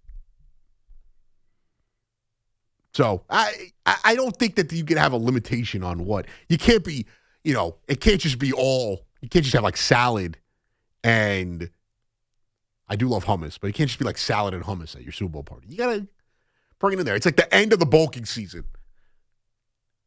It's the last time I'm really going to pig out, until probably the WBC or opening day. I probably won't pig out for the WBC, but opening day, I'll probably, even if I'm here, I'm bringing in food. Craig will probably have food. C-Mac, the core team that we've made here on the Carton Show, obviously the big guys. One's literally big, and then Carton, but Carton, C-Mac, Hoff producing, me in the newsroom, withering away. It's a solid food tandem. I don't even know. Tandem's not 4. I think that's whatever. But a lot more to get to. When we come back, I want to jump a little bit back into this Jets conversation surrounding Sam Darnold. I feel like so much, we haven't even cared about the game. We've cared more about how much we don't care about the game. And this narrative around the Jets and Sam Darnold. And somehow Sam Darnold's success is a slight at the Jets. And I feel that is completely unfair. Anthony Gallo on the Fan till 2 a.m. The home of Super Bowl 60 on Westwood 1 is WFAN. Back to throw, under pressure, avoids the rush, and he's going to fight out of it. Still fights out of it, now throws it deep downfield. The Patriots will face the Seahawks for the Lombardi Trophy in Santa Clara tomorrow. In the left corner of the end zone. Touchdown. Get insight and the latest breaking news about the biggest game of the year here. The Fan, 101.9 FM, and always playing on the iHeartRadio, TuneIn, and Odyssey apps. Did you know about 1 in 3 people with plaque psoriasis may also develop psoriatic arthritis, which causes joint pain, stiffness, and swelling? Does this sound like you? Listen to what it sounds like to be a million miles away. Tremfya guselkumab, taken by injection, is a prescription medicine for adults with moderate to severe plaque psoriasis who may benefit from taking injections or pills or phototherapy, and for adults with active psoriatic arthritis. Serious allergic reactions and increased risk of infections and liver problems may occur. Before treatment, your doctor should check you for infections and tuberculosis. Tell your doctor if you have an infection, flu-like symptoms, or if you need a vaccine. Imagine being a million miles away. Explore what's possible. Ask your doctor about Tremfya. Visit Tremfya.com or call 1-800-526-7736. Town Fair Tire honors any valid rebates, manufacturers or competitors' rebates. Yes, even any competitors' rebates. And we give you the guaranteed lowest price. Nobody beats Town Fair Tire. Nobody. Town Fair Tire. This Sunday, Redfin is kicking off an even bigger game during the big game. They are giving away $1 million home in an epic, never-been-done-before scavenger hunt, all on the Redfin app. Watch closely. The home is hidden in Rocket and Redfin's commercial during the big game. The winner will be the first to solve 6 clues and find the $1 million home on the Redfin app. Download or update the app to play Redfin's Great American Home Search, presented by Rocket. No purchase necessary. $50 USDC. Must be age of majority. Visit thegreatamericanhomesearch.com for official rules. Fun is in the driver's seat at Nielsen Dodge. Get a great deal on the new Jeep, Chrysler, Dodge, or Ram you really want with 0 down payment available, plus the credit help you need. Shop online at nielsendodge.com. President's Day sales event. Shopping with your parents can be embarrassing. Why would they sell jeans with holes in them? I'm going to speak to the manager. Mom! That hoodie is giving. You should get it. YOLO. Thanks to the Chase mobile app, your kid can shop independently while you keep an eye on their spending. So you can go from we can be twinsies to how was shopping? Saw you stayed on budget. Thanks, Mom. freedom for kids, control for parents. That's family banking from Chase. Account subject to approval. Chase mobile app is available for select mobile devices. Message and data rates may apply. JP Morgan Chase Bank N.A. member FDIC. Welcome back to Winter Hack Radio, the place for clever hacks to survive the season. Icy driveway? Well, try spreading sand or birdseed to help with traction. Snowy puppy paws? Well, grab a whisk, brush it off, done. Catch COVID-19? Well, just get... Actually, there's no hack for COVID-19. But if you test positive, prescription medications for COVID exist. Ask your doctor if they're right for you. Visit PfizerForAll.com to learn more. Sponsored by Pfizer. You know that Big Bargain detergent jug is 80% water, right? It doesn't clean as well. 80% water? I thought I was getting a better deal because it's so big. If you want a better clean, Tide Pods are only 12% water. The rest is pure, concentrated cleaning ingredients. Oh, let me make an announcement. Attention shoppers, if you want a real deal, try Tide Pods. Stop paying for watered-down detergents. Pay for clean. If it's gotta be clean, it's gotta be Tide Pods. Water content based on the leading bargain liquid detergent. Okay, I have to tell you, I was just looking on eBay where I go for all kinds of things I love, and there it was. That hologram trading card. One of the rarest, the last one I needed for my set. Shiny like the designer handbag of my dreams. One of a kind. eBay had it, and now everyone's asking, ooh, where'd you get your windshield wipers? eBay has all the parts that fit my car. No more annoying, just beautiful. Millions of finds, each with a story. eBay. Things people love. Are you excited as I am? Are you kidding? I live for Restaurant Week. By the way, dinner is on me. What? You don't have to. Don't worry about it. I've been using Upside, so I have a little extra to spend on going out. I've heard of Upside. It's the cashback app, right? How's it work? Simple. I open the app, claim a restaurant offer, pay like normal, and Upside sends me cash back. It's that easy? Yep. And I earned about $250 in cash back just from dining out last year. $250? Yeah, it's money I can cash out to my bank or turn into gift cards. If that's the case, then this one is on you. I'm downloading Upside right now so I can earn cash back on the next one.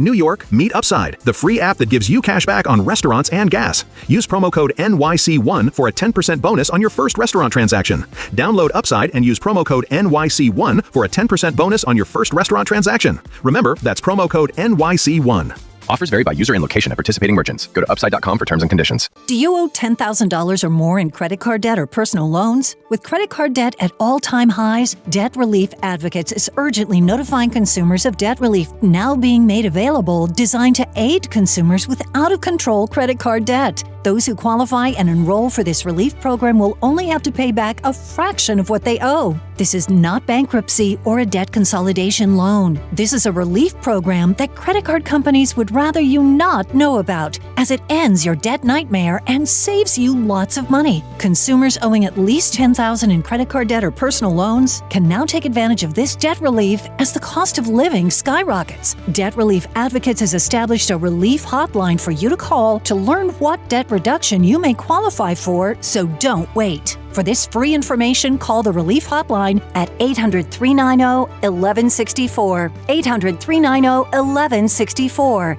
800-390-1164. No matter the season, New York sports never stop. Yankees, Mets, Giants, Jets. If it's happening, we're talking about it. The Fan, 101.9 FM, and always streaming on the Odyssey, iHeartRadio, and TuneIn apps.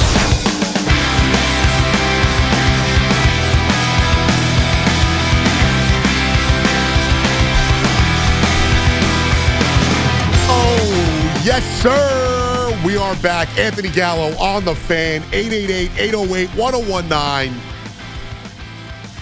Talking a little Super Bowl. Talked a little Yankees earlier. And we'll get into the Knicks. A little bit of the Jets in a second. But it's so funny. And I don't think the NFL is unique to this. But we've gotten to this point where we cannot appreciate. And I'm not saying everyone. We can't appreciate the magnitude of this game because it doesn't have an elite quarterback in it, or it doesn't have a storyline. There's not a legacy on the line. Well, maybe we're creating one. Maybe Drake May is creating a legacy. Maybe Sam Darnold is about to turn into one of the crazy stories in NFL history where a guy who struggled so long is going to be a part of something special. And that Seahawks team could be something special. They're young. They're together. They're controllable with their assets. The Russell Wilson move has turned out to be a win-win somehow. The Broncos won by losing, and the Seahawks landed on their feet very nicely. And one of their best defensive players was that Russell Wilson draft pick that they got from the Broncos. But there's it's not a sexy matchup. It's not the Cowboys. It's not the Niners, the Steelers, one of those teams. There's no Mahomes or Josh Allen or there aren't these benchmarks and these established pieces in the Super Bowl. So somehow we're like poo-pooing it. Now, if you think it's going to be a bad game because the Patriots are not able to keep up with the Seahawks, I guess that's a little different. But I feel like we've lost sight of what this is. It's not anything more than the biggest game of the year in football. To simplify it, it's not a Bad Bunny halftime show. It is not a Super Bowl commercial watch party. It's not a legacy. It's not a story. It's not a narrative. This is not the WWE.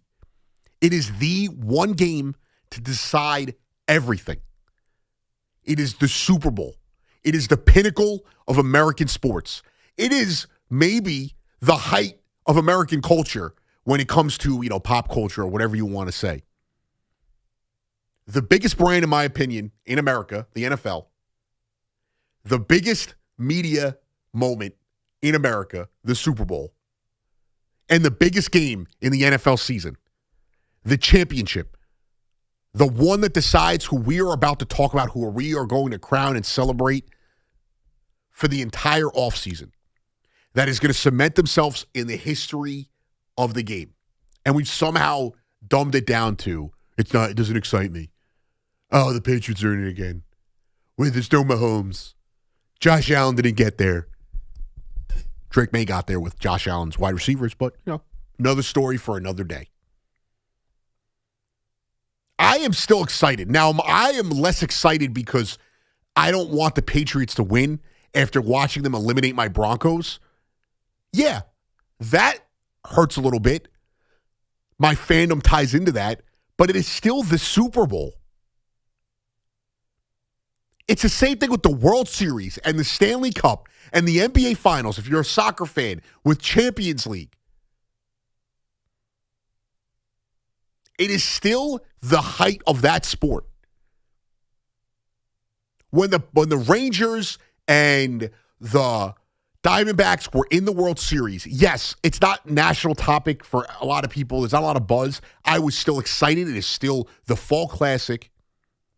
When we got Suns-Bucks in the finals, yes, Giannis and Devin Booker kind of made it exciting. It was still exciting. The Stanley Cup could be the Ottawa Senators versus the Dallas Stars. I don't know. The Dallas Stars are actually pretty good. It could be whatever. The two least intriguing, the Winnipeg Jets. I don't even know if that's possible. And I would still be excited to watch that competition. The NCAA national title game. Whether it could have been, whoever it is, whatever sport it is, we take away from the fact that this is the championship. This is the deciding factor. We forget that it's a game. Yes, it's fun because you have the party, and like I told my girlfriend, if the Broncos had made it, I'm not going anywhere. I'm not being around people. If my friends wanted to come over, sure, but I am not throwing a big party or whatever. I'm not going to a big party. I want to enjoy my team in the Super Bowl. Today, I got people coming over. I'm excited. Friends, family coming over. We're going to have some fun. I'm probably going to be the only person that's really into the game. But that's because they're not necessarily sports people that are coming over. But even people who are into the games are, it doesn't intrigue me. I can't get behind that. When kickoff happens, I'm going to be excited. And I will say this, the older you get, the less exciting these things get. I still have that boyhood, childhood feeling when these big games come around. It may not be every game. I look back on it, Steelers, Cardinals, or Patriots, Rams, or Rams, Titans, like all these games I grew up with that were epic. It's still going to have that feel. When the NBA Finals hits, we'll get into the Knicks, and I got you till 2 a.m., so we got a lot to get to. When the NBA Finals hits, and if it's Pistons Thunder, I'm still going to be excited for the game, for each game. Again, last year stung because the Knicks weren't in it. They had just lost, but after the first two games, I was right back there watching every minute of it. The World Series, I was locked in. It was an amazing World Series, locked into every single pitch. 888-808-1019. Is it as simple as you need these ancillary things to be into the game? Are you a Jets fan that doesn't want to see the Patriots in the Super Bowl again? I can get that. What happened to just enjoying the game? I saw BT say this. This was actually, I thought it was a great thing. Everyone's always on their phone, like getting ready to give a take on social media while they're watching the game. What about just enjoying the game? Enjoying the company you're around? Tomorrow will be fun because I am going to be around people who are casuals, but it's a good company, and they may not be sports fans, but they'll be into it. And yeah, you'll have fun. I like the commercials. I'm not saying I don't like the halftime show and I don't like the commercials and all that, but I do still, for me, the biggest moment is the game. Before we go back to the calls, too, and I don't get sidetracked, they're showing the highlights from the Michigan State-Illinois game. A lot of great college basketball this weekend. St. John's spanking UConn last night. Overtime thriller here. 2 top 10 teams in Michigan State, Illinois. UNC coming back to beat Duke. Again, another sport. When it was Houston in the national title game a few years ago, it was like, it's no juice. Okay, it's still the biggest game of the year. I don't need the answer. It's not WrestleMania for me. I don't need the storyline. I need the game. I need the moment. And in those games, you're going to get those moments. We're going to get a moment tonight, as long as it's not an absolute beatdown. 888-808-1019. Teddy and Yonkers, what's going on, Teddy? Oh, hi, Anthony. Always a pleasure talking to you and listening to your commentaries. I appreciate you. Anthony, I'm 77, and I hate to say this. I've lost a lot of interest in sports. I don't get excited anymore. I mean, I play the stock market. I look at that, and thank God I've done pretty good. Well, good for you. Over the years, but it's not a one-day thing. It's not like going to Vegas. No, it's gambling on a longer scale. Yeah, and you got to understand the market intricacies. Yeah. But let me ask you this, Anthony, with the Yankees, and I respect you so much. I'm a big Yankee fan since Mickey Mantle days. Right. That'll tell you how. I'm familiar with your game, Teddy. Don't you worry. And it seems like the Yankees, they don't remind me of the 90s with Bernie Williams and Jeter and Tito Martinez and the clutch plays and the clutch hitting and the same thing in defense with Craig Nettles. I remember him. There was a big article in the newspaper. Craig Nettles should have his number retired or whatever. He was a phenomenal third baseman, and he was a good hitter too. And, Anthony, we don't hit in the clutch. Yes, you mentioned about the pitching, and if we're healthy, we'll have a tremendous starting staff. But, Anthony, we've been saying this for years. Anthony, Boone always says, I like my team. I think we have a great team. I think we have the team that can get to the World Series and win the whole thing. He says this every year, but what else is he supposed to say? He's the manager. I do think that there's Teddy. The clutch. Teddy, I don't disagree with that. Like last year, you finally got judged to have a monster postseason, and then everyone else kind of floundered. I understand that, and I get why the comparison is to the standard, which is that the core four, the dynasty, all of that. But they also went to the World Series, and they had a ton of big hits in that playoffs, whether it was the Soto homer or the Judge homer. Volpe had a big shot. It doesn't feel like they were hitting the clutch then, but if they end up, let's say they had come back and won that series, and there weren't like big moments, you would have had all these clutch moments to hang your hat on. True. The moments don't live there because you're a Yankee fan. You have higher standards than everybody else. It's not like me where I have to reminisce on seasons the Mets lost. But I'm not disagreeing with you, but I do think they are capable of hitting the clutch because we've seen it happen before. They have not put it together all at once. And that's been the big problem. Even with the pitching, you've had guys fall off in the postseason, and maybe they hit those days, but they didn't pitch. And it has to be put together all at once. But that's with any other team in baseball. Yeah. Did Toronto let Scherzer go? Well, I don't think Scherzer's anywhere right now. I'm going to get you a little bit more information on that. But they're considering re-signing him. So he's not anywhere right now. Oh, okay. Anthony, I appreciate you taking my call and giving me the time. You're a great host, and I wish you a lot of luck in your future, and I wish you have a larger part on the fan. Oh, well, Teddy, I'm going to be reaching out to you to be my agent. I appreciate the call, my guy. It's very nice. I appreciate that. Scherzer they're considering re-signing him. I think the Chris Bassett is very interesting to me because of the season he had last year, and they let him walk. And he's not on anyone's team right now. Like, I've seen the Pirates attached to Bassett and Ozuna as they're desperately trying to add some bats. This is also what I love to do, and I know it's tough to compare at times, but Dylan Cease, because everyone, they got so much better.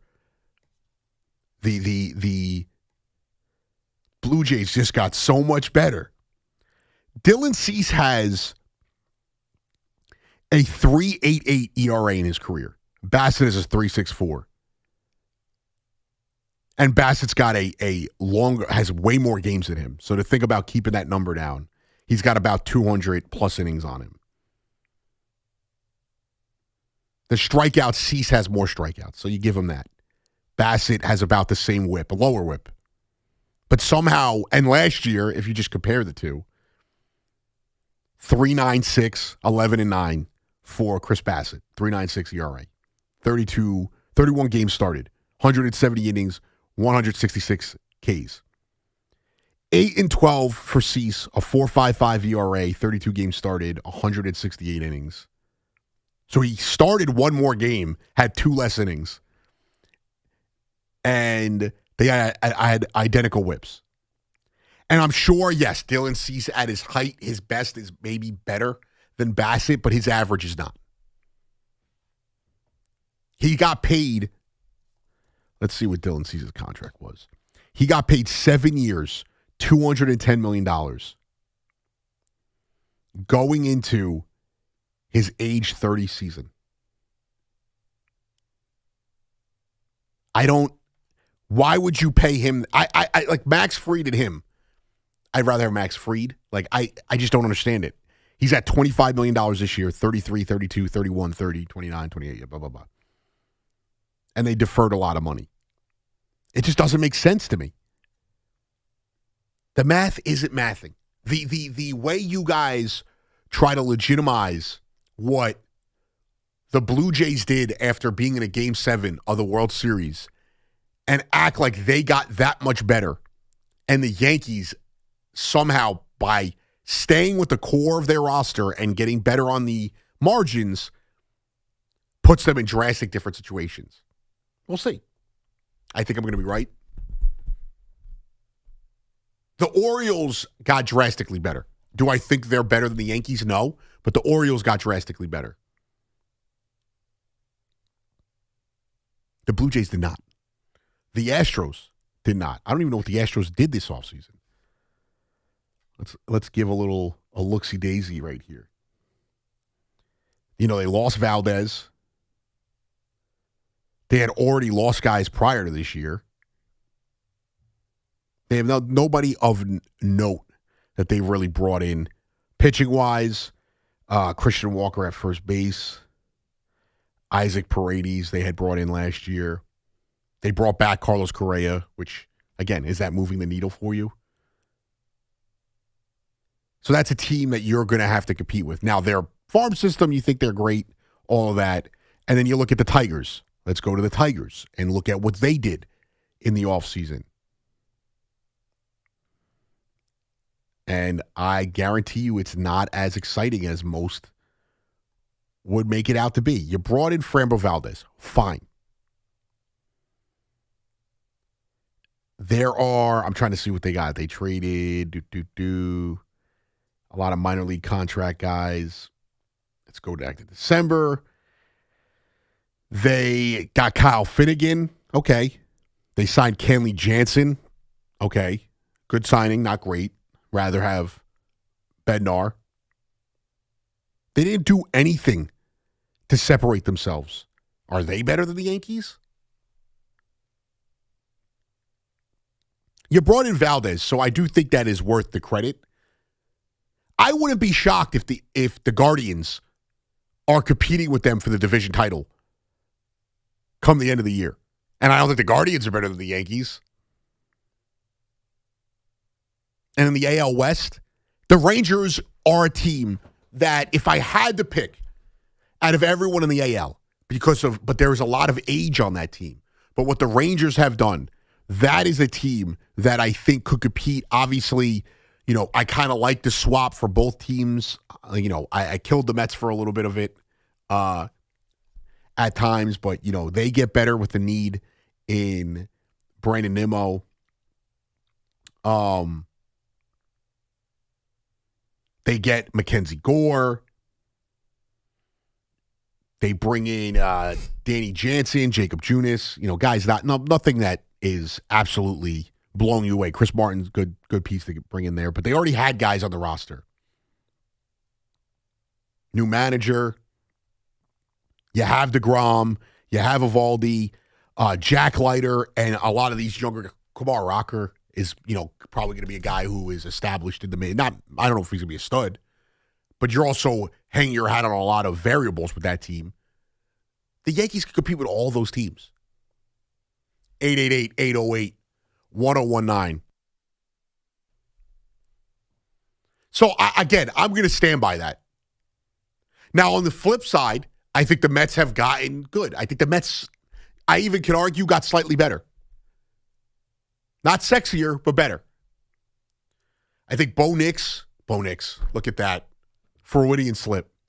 Bo Bichette is an upgrade over, let's say, overall. It's tough to replace what Pete gave you. I think they've replaced the power with all they've brought in. But Bo Bichette is an upgrade over everyone in that lineup last year outside of maybe the top three guys. Marcus Semien is an elite defender.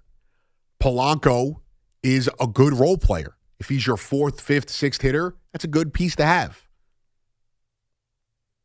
You added, Freddie Peralta. I don't like what they did with the bullpen. A lot of people seem to like the Devin Williams, Luke Weaver, the guys they've brought in there. Enough that Vegas has them at 89, 90 wins. I told Mike in Brooklyn, I think about 86. You do have Nolan McLean. You hope that Sean Manaea is healthier and Senga's healthier. You'll get Jonah Tong probably start in the minor leagues and at some point get called up. I like Clay Holmes. I liked them all last year. I thought the criticism of him was ridiculous.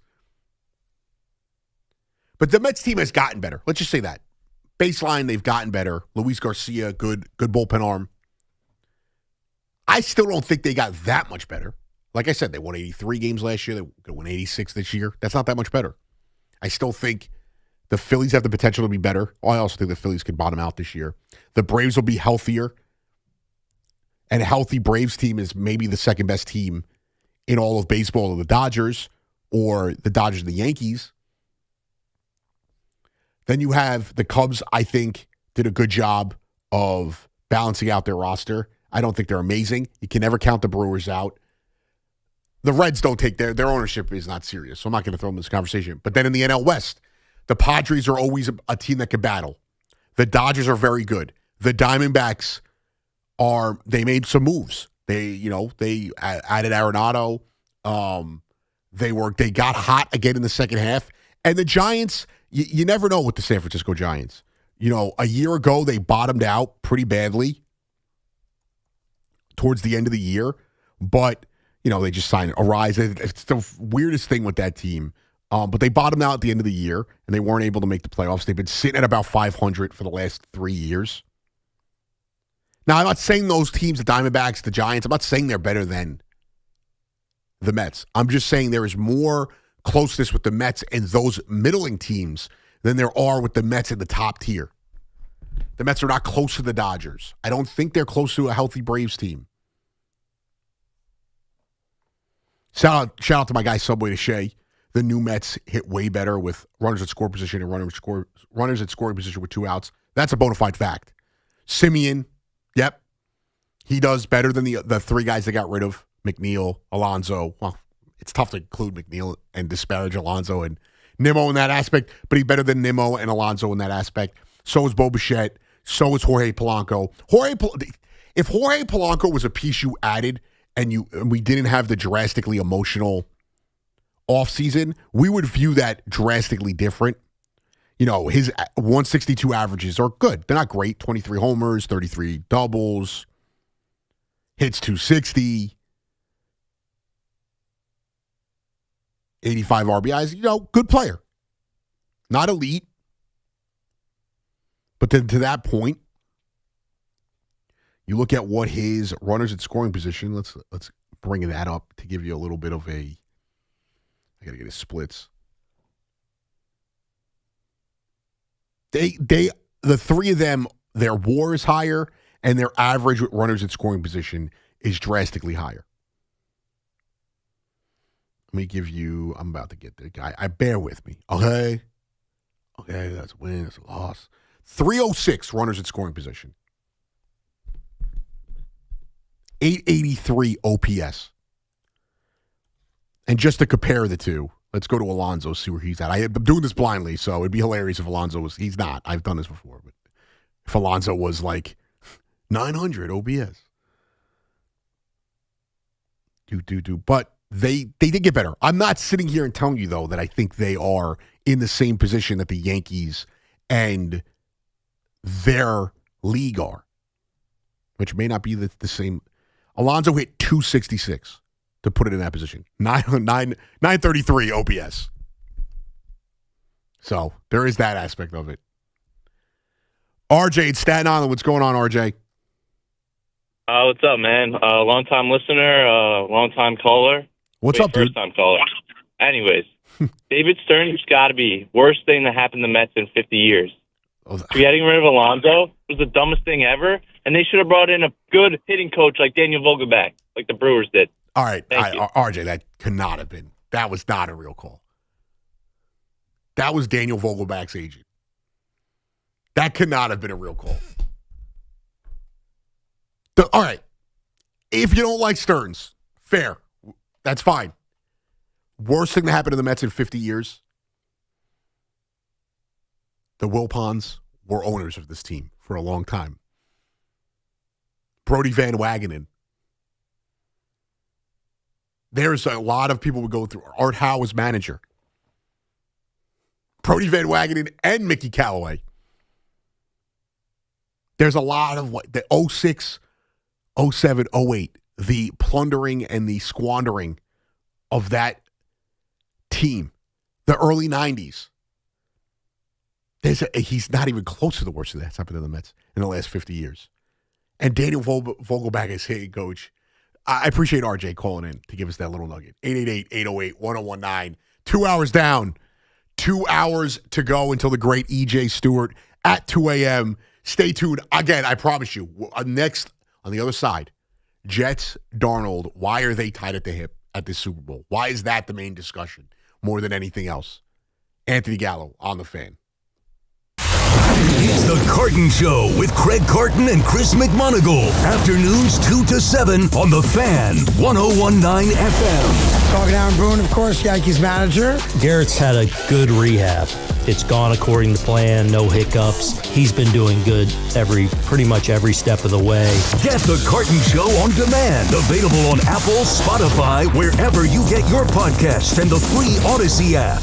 RU fans, it's basketball season. Make sure you catch all of the Scarlet Knights hardwood action this season on WFAN. Scarlet Knights basketball is presented by RWJ Barnabas Health, the official healthcare provider of Rutgers Athletics. Let's be healthy together. Mercedes-Benz of Edison is more than a dealership. They're a luxury destination where exceptional vehicles meet exceptional people. It's why Cars.com named Mercedes-Benz of Edison the top Mercedes-Benz dealer in the U.S. for 2025. Discover yours at RayCatinaEdison.com. $5,000. That's the average amount of money people in the U.S. are now spending on gas in a year. $5,000. That's crazy. If you drive, you have to download Upside, the free app that gives you cash back every time you get gas. That's right. You can earn real cash back with Upside just by buying the gas you're already buying. You can literally start earning cash back today. I use Upside every time I fill up, and I've already made around $200-$300. You're putting gas in your car anyway. Why not get real cash back? If you like free money, download Upside. I'm saving the cash I earn from using Upside to help pay for a vacation later this year. Download the free Upside app now to earn cash back every time you buy gas. Use promo code CODE to get an extra 35 cents per gallon on your first tank. You can cash out anytime right to your bank, PayPal, or a gift card for Amazon and other brands. Just download the free Upside app and use promo code CODE for a 35 cents per gallon bonus on your first tank. That's code CODE for a 35 cents per gallon bonus.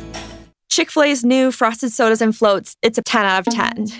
Hey, this is Lizzie, a team member at my local Chick-fil-A, and a little thing I love about the Chick-fil-A chicken sandwich and new Frosted Sodas and Floats is how well they go together. You will love having your favorite soda blended with our creamy ice stream to make a new Frosted Soda or Float. With the mix of the ice stream and soda fizz, it's so delicious, I call it Fizzalicious. Order a Chick-fil-A chicken sandwich and a new Frosted Soda and Float at your local Chick-fil-A restaurant. Real team member paid for their testimonial. Get in the zone, AutoZone. Charlie's battery is struggling to start. Not ideal before the tailgate, so he goes to AutoZone. Welcome to AutoZone, where a friendly AutoZoner tests his battery for free. Looks like he needs a new one, so he gets a Duralast battery. Have fun and stay warm. And he makes it to the tailgate early enough to get his favorite spot. free battery testing and charging. No hassles, just help. Get in the zone, AutoZone. Restrictions apply. Hi, it's Sal Licata here for CertaPro Painters. You know, my home is a very happy place, especially when my wife is satisfied. And while that's not an easy thing for me to achieve, my friends at CertaPro Painters had no such problems. Big jobs, small jobs, the good folks at CertaPro Painters are at your service. If you've been putting off a painting project, give them a call at 1-800-GO-CERTA. That's CERTA with a C, and you'll see exactly what I mean. When choosing a painting professional, the choice is simple. Choose happy. Choose CertaPro Painters. Each CertaPro Painters business is independently owned and operated right here in our community. Schedule your free estimate online at CertaPro.com. Looking for the best value on new tires? Get to Town Fair Tire. We honor every valid manufacturer's and competitor rebates and give you the guaranteed lowest price. Nobody beats Town Fair Tire. Nobody. Town Fair Tire. It's last call for football on FanDuel. One final Sunday, one last kickoff. A final chance to place your bets before the NFL season closes its tab. This is Super Bowl 60, and FanDuel is making sure you're in on it. Now, if you're a new customer, you bet $5, you get $200 back in bonus bets if you win. So whether you're backing the favorite, riding with the underdog, or building one last same-game parlay, make it count, because after the Super Bowl, the season is over, and football is officially done. Last call for football on FanDuel, an official sportsbook partner of Super Bowl 60. We all love the app around here. It is safe and secure, and when you win, you get paid instantly. FanDuel Sportsbook is the official sportsbook of WFAN. 21 and over and physically present in New York. First online real money wager only. $5 first deposit required. Bonus issued as non-withdrawable bonus bets, which expire 7 days after receipt. Restrictions apply. See terms at sportsbook.fanduel.com. For help with the gambling problem, call 877-8-HOPE-NY or text HOPE-NY 467-369. Visit your local Kia dealers to discover what happens when rugged capability meets true performance. It's the perfect balance of quality, dependability, power, and style. Learn more at kia.com. Kia, movement that inspires. Oh, how's that flu, babe? Did you take DayQuil Intense Flu yet? Nah, I got this. Ugh, okay, I don't got this. You stay on the couch, and I'll grab the DayQuil. Undo your flu symptoms with DayQuil Intense Flu. DayQuil Intense Flu provides powerful relief of your flu symptoms. I'm ready for that to-do list. Wow, you do got this. DayQuil Intense Flu. The daytime coughing, aching, fever, under your flu, medicine. Use as directed, keep out of reach of children. Get the latest on the Giants and Jets on WFAN, WFAN FM, WFAN FM HD1 New York, and Odyssey Sports Station.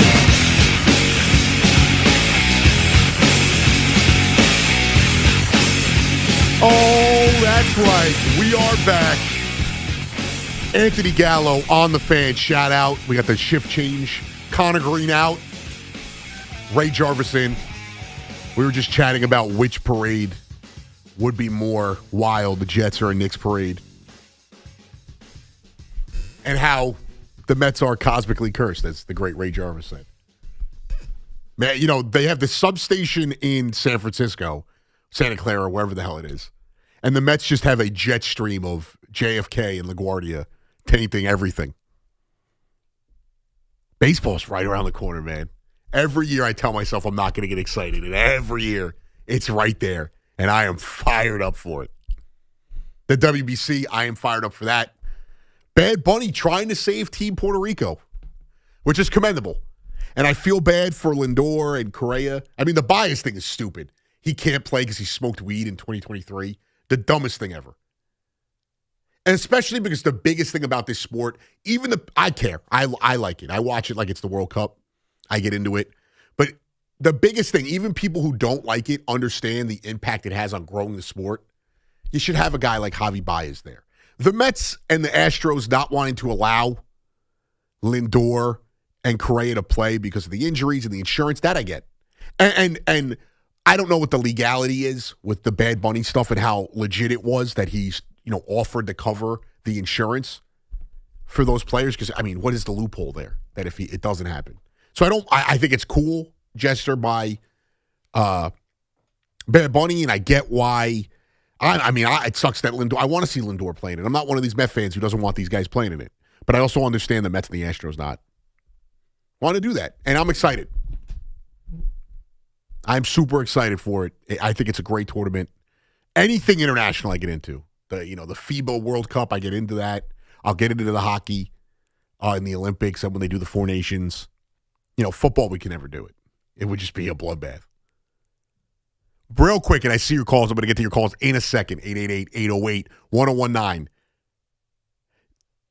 I talked about how it just doesn't feel like anyone is into this game anymore if there's not these like overarching storylines and narratives. And the one that we keep hearing is Sam Darnold and how it's a joke and it's funny to make fun of the Jets for their shortcomings with Darnold. But he went to San Francisco and he went to Carolina, not in that order, and then he ended up with the Vikings and won 14 games. But somehow all of those teams, specifically the Vikings, have gotten no criticism. And I think it's just, I get it. LOL Jets, we can all have fun with it. Ha ha ha. The Jets are stupid. They're an incompetent franchise. I get that. But I don't think that this has anything to do with them. This is so drastic. This is such a big gap between the Jets when Darnold was there and now that you cannot tie the two together.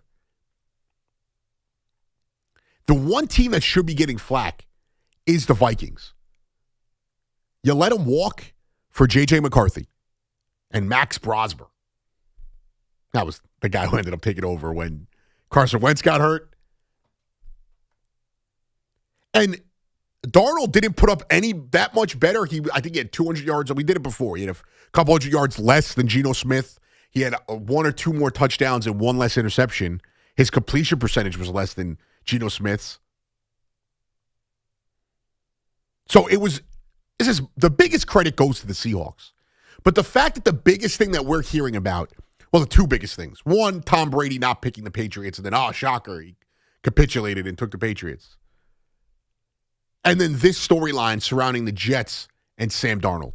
I think it's unfair. I think it's ridiculous, and it's unfair. We have so much to pick from to make fun of the Jets for. Sam Darnold is not one of them. We also don't know if Sam Darnold bought into the team in a way that made him a better player. So it's enough of the LOL Jets. Part of it is, me being, the Knicks used to be like this and the Mets are kind of like this. Enough. Just it's not a legitimate talking point. 888-808-1019. Back to the calls we go. Eli in New Jersey. What's going on, Eli? What's going on, Anthony? Long-time listener, first-time caller. Oh, awesome, dude. Pleasure to speak to you. Yeah. So I'm a Yankees fan calling about the Mets. And basically, I was talking to a Mets fan today, and he started making all fun of me. He's like, oh, yeah, Yankees signed Paul Goldschmidt. Whoa. So, and then I was thinking, I'm like, look at the Mets. First of all, you have 3 second basemen playing out of 5 infielders. You have 3 second basemen playing. How do you know that's going to work? Second of all, you just gave up one of your best prospects for a pitcher. You don't even know who's going to stay next year. Okay. Third of all, your 2 best bullpen pitchers are pitchers that the Yankees didn't even want. So, it's fair. What's the argument? Well, Eli, I appreciate the call. You're talking to the wrong Mets fan. I don't have a vitriol of the Yankees. Your buddy sounds insecure. Is your friend Tommy Lugauer or Evan Roberts? Is that who you were talking to? I'm not one of those Mets fans. The only time I talk Mets Yankees is when I'm trying to bother my Yankee fan friends. That's fun. When I think about the Yankees is because I'm watching the game. I'm not rooting against them unless they're playing the Mets. Or if they're playing a player I like, something. I don't know. Whether I loved Pujols. I'd root for him. That's different. It's a fair argument. If you're a Met fan worried about the Yankees right now, your priorities are twisted. And also, if you're a Yankee fan calling about the Mets, it's also twisted. I also think it's tough to argue. The Goldschmidt thing, you can't die on that hill. All those players you named that the Mets signed, they're better than Goldschmidt. But that's not the point. The overall sum of the parts is the point. 888-808-1019. Jerry in the Bronx. Good evening, Mr. Gallo. Hello? What's going on, Jerry? No, my question. I just have a question, and I just want to say thank you for taking my call. Oh, I appreciate you, Jerry. I appreciate you calling, dude.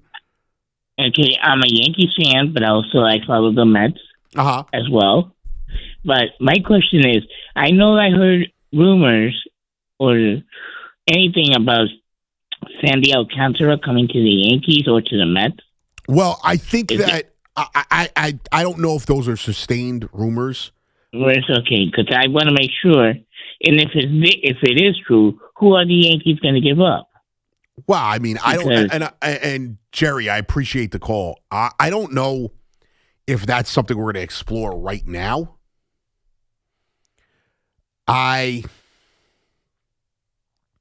trying to think what the market would be. The Mets and the Yankees would both be on. Alcantara had a 5 ERA last year. He did make 31 starts, which I think is the biggest thing. You know, he's now made 30-plus starts. Or, no, he missed a year, so 33, 32, 28, 31. He's fallen off since the injury. First year back from an injury, you give him a little bit of a breather. But he had a 4 ERA the year prior. I don't think you're going to have to give up that much. He's 30 years old. His contract is probably near the end. They're not a team that really, it goes until, I think this is his last year. He's got a club option for, I'm going to give you the exact details. He's got a club option next year, $21 million. Zero chance the Marlins are picking that up. So you wouldn't have to give up that much. And it would probably be a deadline deal, in my opinion. Let's see if they have, I hit the wrong button there. I meant to hit the cough button, and I completely turned off my mic. Alcantara spoke today, and he said that he's happy to be a Marlin and has put 2025 behind him. Okay. I think he's pitching in the World Baseball Classic for the DR. So you'll get an early, I mean, that's got to be scary for the Marlins, but that's cool. It's good. It's a good place for him to bounce back. I think for the starters, the injuries are always the concern. I do think guys getting in there and pitching early is also good. The intensity's there. And they build off of that. 888-808-1019. I that's not something I'm even on my radar right now on February 8th. Steve in Brooklyn, what's going on, my guy? Do you think that the Knicks should trade OG and Obi and Towns for Giannis? No, and the deadline's passed, so they're not doing that. No, I'm not doing that. And they're not going to have to do that. First of all, move on. He's worried about Couchy, and, he's going to put all his shares on will the Bucks make the playoffs, and then they're going to make the playoffs.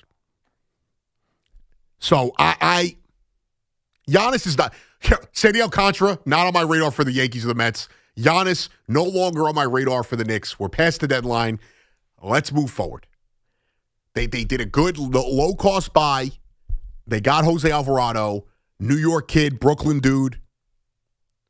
It's going to be awesome. He's not going to change the franchise. He's going to be our, like, Peyton Pritchard. That's what he's going to be. Pesky dude off the bench. He's got a mean right hook. Can distribute, plays defense. Every fan base is going to hate him, and we're going to love him. He's also like the 7th best player, 8th best player on the team. It was a good move. I didn't want them to blow up the team to go get a role player, and I also didn't want to blow up the team and leave it with Brunson and just Giannis. That's not, this team is built. There's no excuse right now for the Knicks not to win. They may not win, but there's no excuse. Yes, the excuse could be, it's not an excuse, it's a detriment. It's a failure. If Cat fails, it is a failure on the Knicks' part. If Brunson shoots 4 of 21 in big games, it's a failure on the Knicks' part. Now, I was mad. I was livid about Friday night's loss. I think also the win by St. John's kind of, pushed that to the back burner. But I hated the effort. I didn't expect them to win. No OG, no Cat. Jose Alvarado's not playing, so you're down even another guy. I didn't expect them to win that game. I didn't expect them to get beat by 30 points. And it's an embarrassing effort. It's embarrassing on everyone who played bad. It's embarrassing on Brunson offensively, who had his worst game as a Knick. Mikal Bridges was the only guy who showed up. Brunson actually played decent defense, but was horrendous offensively and killed them. And Clyde said it in the first quarter. You know, he's had these games before where he starts cold and he normally catches fire in the second half. It was obvious in the third quarter he was not catching fire. And very quickly, click, turned on Fox, little Gus Johnson, and my Johnnies smacking around the Huskies yet again, 3 times in a row. Dan Hurley crying all night to the refs. Did not matter. 888-808-1019.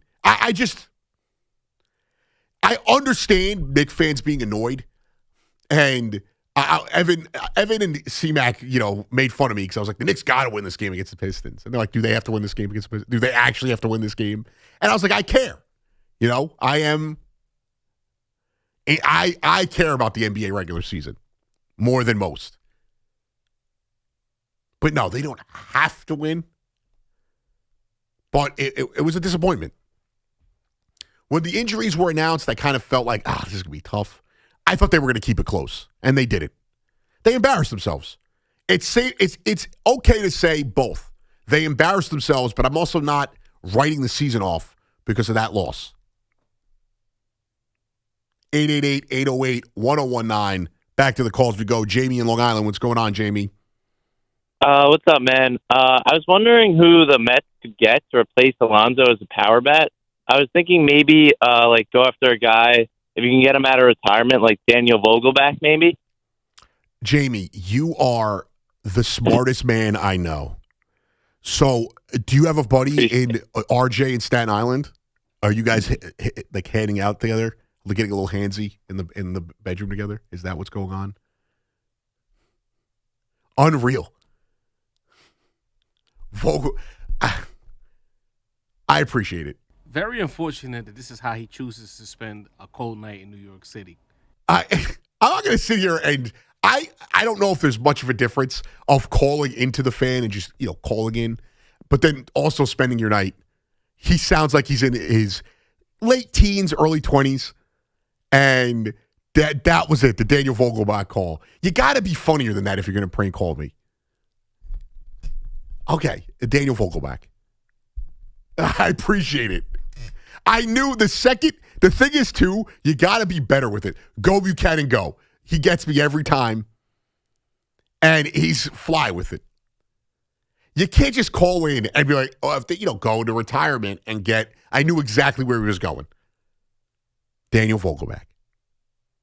So, somebody said in the chat, the Daniel Vogelbach fan club calling in. Oh, my God. I appreciate it, though. He also said he could have been wearing braces. That's how young he sounded. Nothing wrong with that. I had braces. They didn't work. I still have gap teeth. So that's where we're at with that one. Yeah, they should go. Daniel Vogelbach should pull like a Bill Russell, player coach, hitting coach / first baseman. Unreal. The Mets offense, I actually got to be honest, at this point, unless they bring in, to be a little bit more serious about it, unless they bring in like a bench piece here or there, my guy Wilmer Flores still out there, I am okay with what they have offensively. I'm also not okay with the rotation, but they're not going out and adding any more starting pitchers of significance. The bullpen, I would like to see them add somebody in the bullpen, but I also don't hold out hope for that. Bassett's, the funny thing is they could add starting pitching, and maybe they do if the number's right. Bassett's still out there. Zach Gallen's still out there. If you want to take a flyer, I like this guy for the Yankees last year. The Yankees don't really need him right now. Eric Fady. So there are starters out there. Relief pitching-wise, most of the guys that you would care about are signed. Evan Phillips, a flamethrower. Not a very good pitcher, but he's a flamethrower. I would go out and get him. Otherwise, this is it. This is the team they're rolling with. Maybe they'll get a couple of these guys signed in the lead up to spring training as pitchers and catchers are reporting. And we get a couple of minor league deal camp invites. Let's actually see. Did they report yet? Let's see. Mets report this week, Wednesday. Yankees, Thursday. So pitchers and catchers are Wednesday for the Mets, Thursday for the Yankees, and then Monday for both teams, the full squad. And then the WBC kicks off, I think, March, first week of March. Let's give you that for those who care. They have like the spring training type games early on.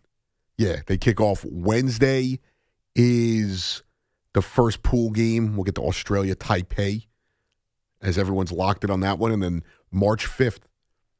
There is a potential that I go out there for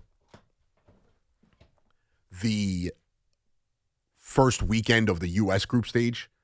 My buddy Stu is going to be out there. I got some friends going out. I was supposed to go, but things changed. Still might take a Friday late flight out there and then fly back Sunday because, got to be here Monday or it'll be plastered and everyone will make fun of me for it. Shout out to David DeConnick in the chat on YouTube. AG, what's up, my dog? SJU electric. It was electric.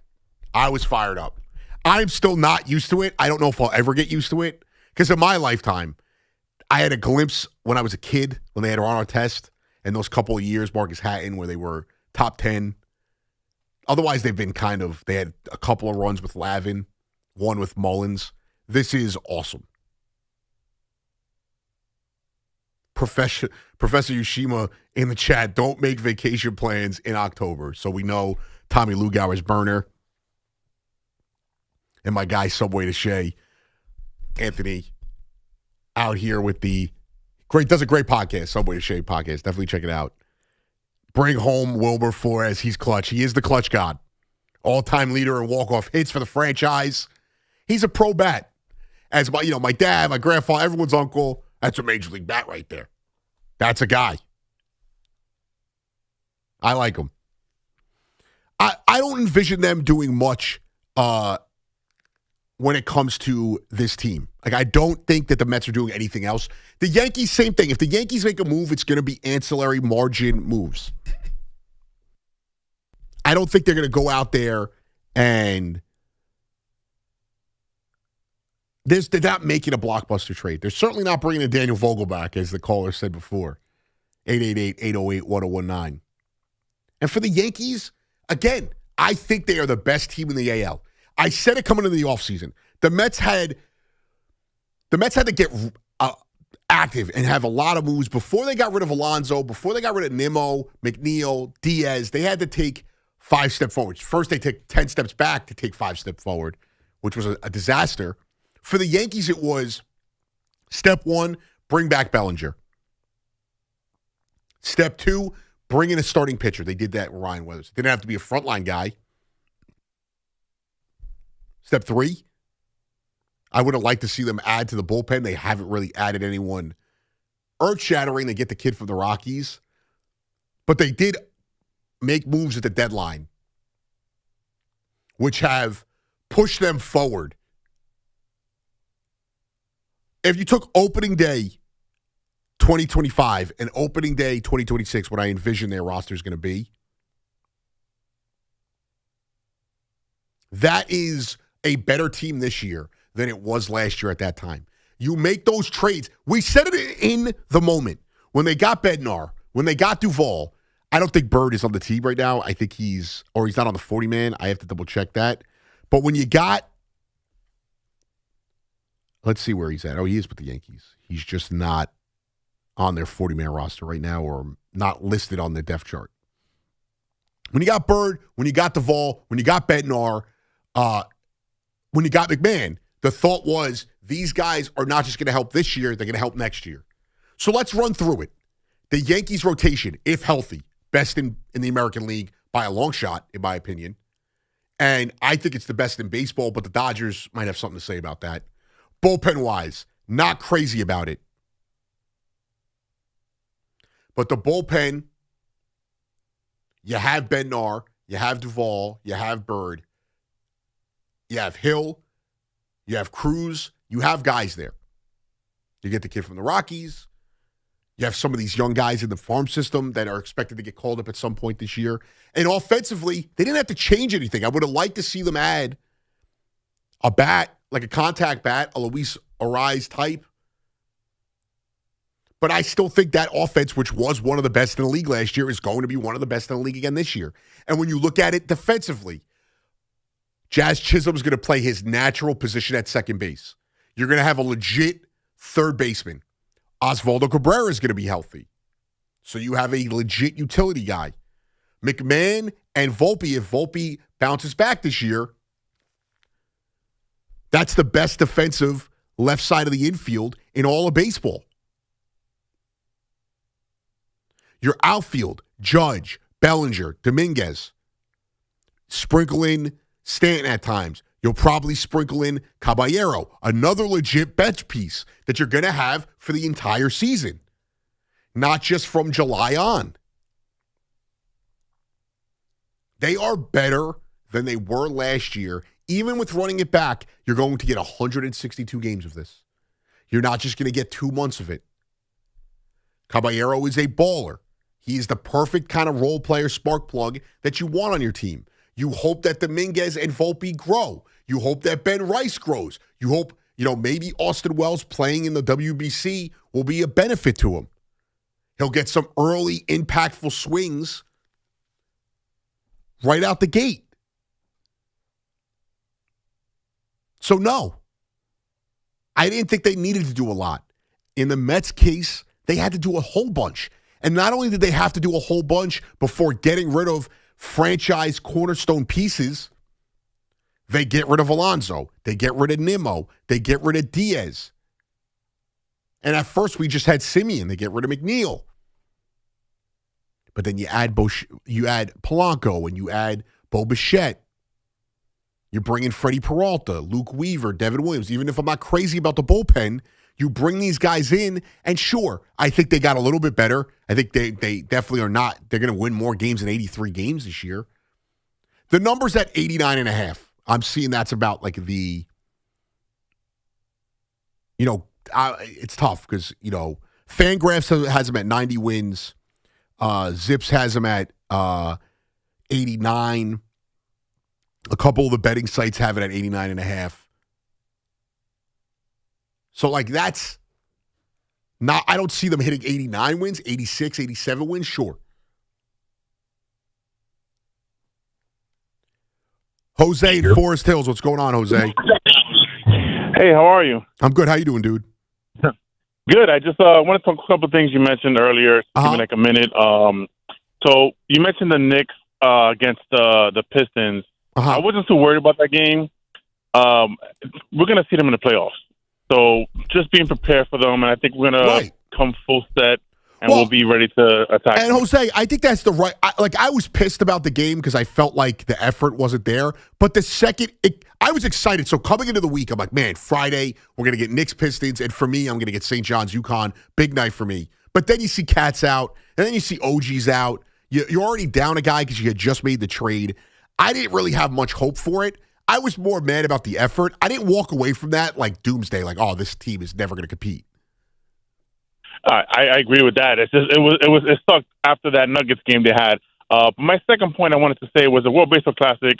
I know it does. It was tough. You mentioned Sandy pitching for the Marlins. A little worried with the Dominican Republic team, but you got to let the guys play. I mean, I think it's 100%. 100%. I am all in favor of it. I wish Lindor was playing right now in this. I listen, I am as big a proponent for the WBC as there could be. So I agree. And I also think that, I'll put it this way, if Sandy Alcantara is getting hurt, he's going to get hurt whether he plays in the WBC or not. That's just how I feel about it. Maybe I'm wrong, but that's just how I feel. I don't think this is going to be the reason. Like, what happened to Edwin Diaz is a freak injury. But these guys, you can't control when they get hurt. If they get hurt in spring training, what's the difference? No, you're right. You're right. Yeah, and I appreciate the call, Jose.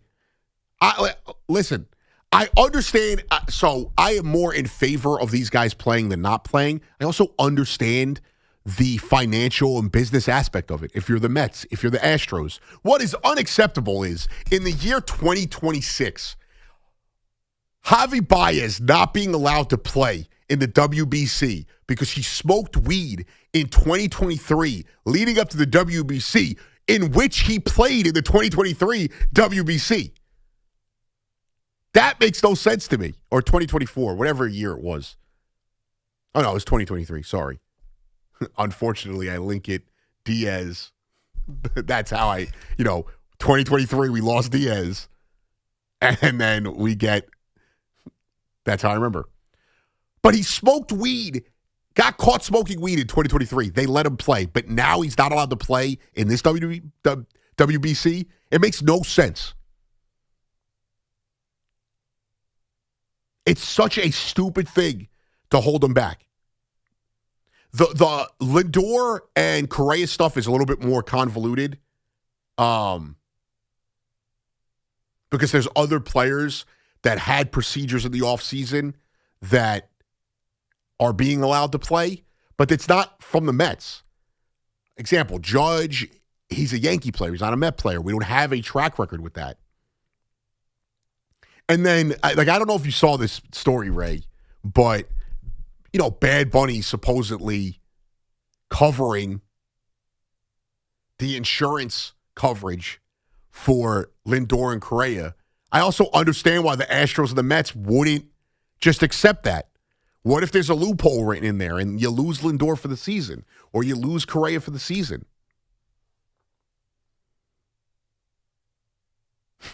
Funny person in the chat.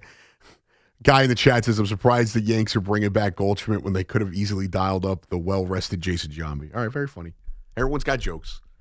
And if Goldschmidt goes out there and plays like he did last year, which was super serviceable, 274 average is not bad. He's a role player. He's not a star. He's a good clubhouse guy. Former MVP caliber player.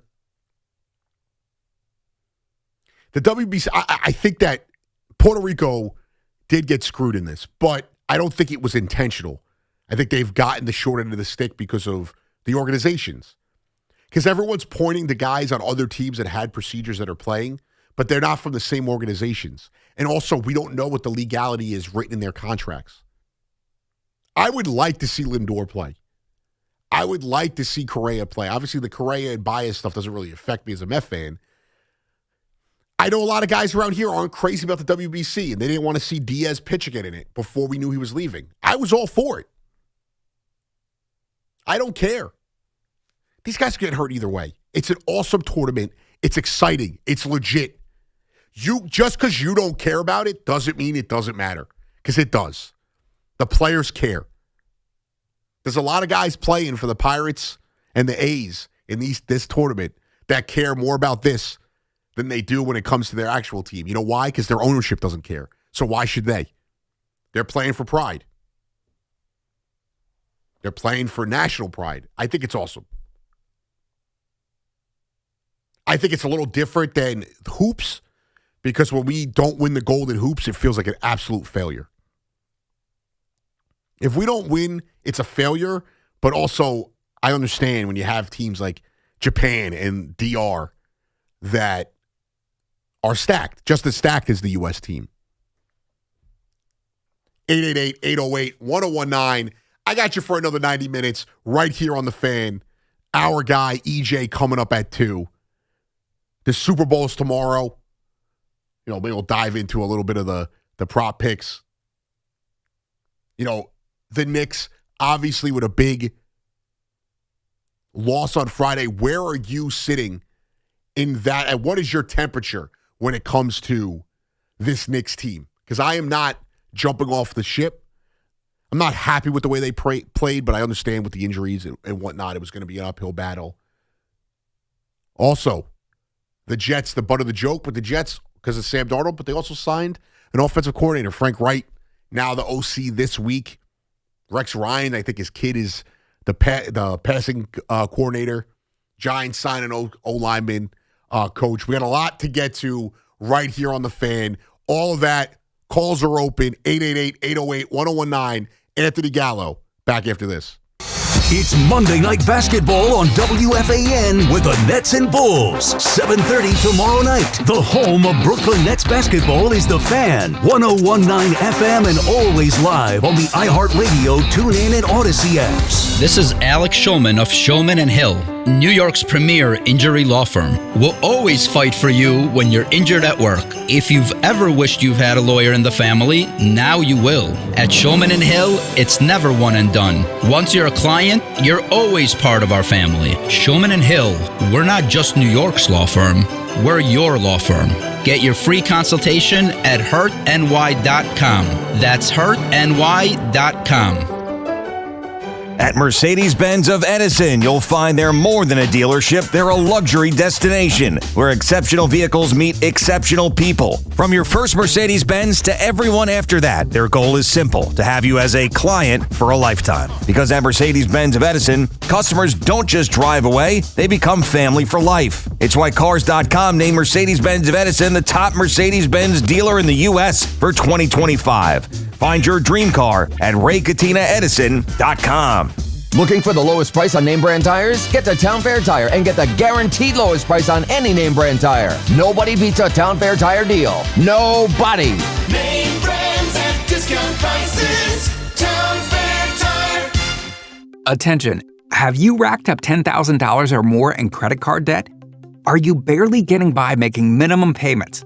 With credit card debt reaching all-time highs, National Debt Relief is notifying consumers about significant debt relief options currently being made available to help those with overwhelming credit card debt. These options may reduce a large portion of credit card debt for those who qualify. You don't need to declare bankruptcy or take out a consolidation loan, and you may only have to pay back a fraction of what you owe, even if you have bad credit. National Debt Relief has already reduced the credit card debt for more than 550,000 consumers, so don't wait. If you owe $10,000, $20,000, or even $100,000 in credit card debt, you can now take advantage of this financial debt relief as the cost of living continues to skyrocket. To check what debt reduction you may qualify for, call 800-358-6868. That's 800-358-6868. Again, 800-358-6868. If you or a loved one has been a victim of nursing home abuse, call the law offices of Kelly and Grossman at 1-800-ELDERLY. If you believe that you or someone you love has experienced bed sores, falls, fractures, or other abuse or health problems as a result of inattention while being cared for in a nursing home or residential facility, call 1-800-ELDERLY. Kelly and Grossman are experienced trial attorneys who are assisted by a legal team including medical experts experienced in nursing home neglect and abuse. The Kelly Grossman team helped others win an $18.75 million verdict in Brooklyn, $3.75 million in compensatory damages, and $15 million punitive damages against nursing homes, and they want to help you do the same. Call 1-800-ELDERLY today. 1-800-ELDERLY. 1-800-353-3759 or at 800-elderly.com. Call us directly. 1-800-ELDERLY. Hey, let me ask you something. Would you seat your 3-year-old child on a windowsill? Would you seat them beside a lit fireplace or by the deep end of a pool? One last question. Would you seat your child in a car seat that's not correct for them? Car crashes are a leading killer of children ages 1 to 13. Secure their future. Seat them in the correct car seat. For more information, visit safercar.gov/the-right-seat. Sponsored by the New York State Governor's Traffic Safety Committee. At Town Fair Tire, New England's largest name brand discount tire dealer, you get it all. The guaranteed lowest price, the most free services, and we accept all valid rebates from any manufacturer and from our competition. Yes, we accept them all, even competitor rebates. Town Fair Tire, New England's largest discount tire dealer, now with over 120 stores from Connecticut to Maine. Nobody beats Town Fair Tire. Nobody. Name brands at discount prices. Town Fair Tire. The home of Super Bowl 60 on Westwood One is The Fan. 101.9 FM and always live on the free Odyssey app. Trying to sit down, but I'm an athlete, so I played it off. I'm shifty. Going to the break, we talking Mets, talking Yankees. Somebody in the YouTube chat, Tommy Cutlets, Super Bowl MVP, but the first two guys would have to get hurt. That's imagine. Darnold balls out but loses to Tommy Cutlets. Tommy DeVito balling out as well would be one giant laugh at New York football. Even if I think that the Darnold stuff is overblown when it comes to the Jets, I just feel like it's a completely unfair narrative to spin. It's years removed. Multiple franchises removed. The Panthers played as the backup for the Niners, playing for the Vikings and winning 14 games, and they told them to get lost for J.J. McCarthy. It's unfair.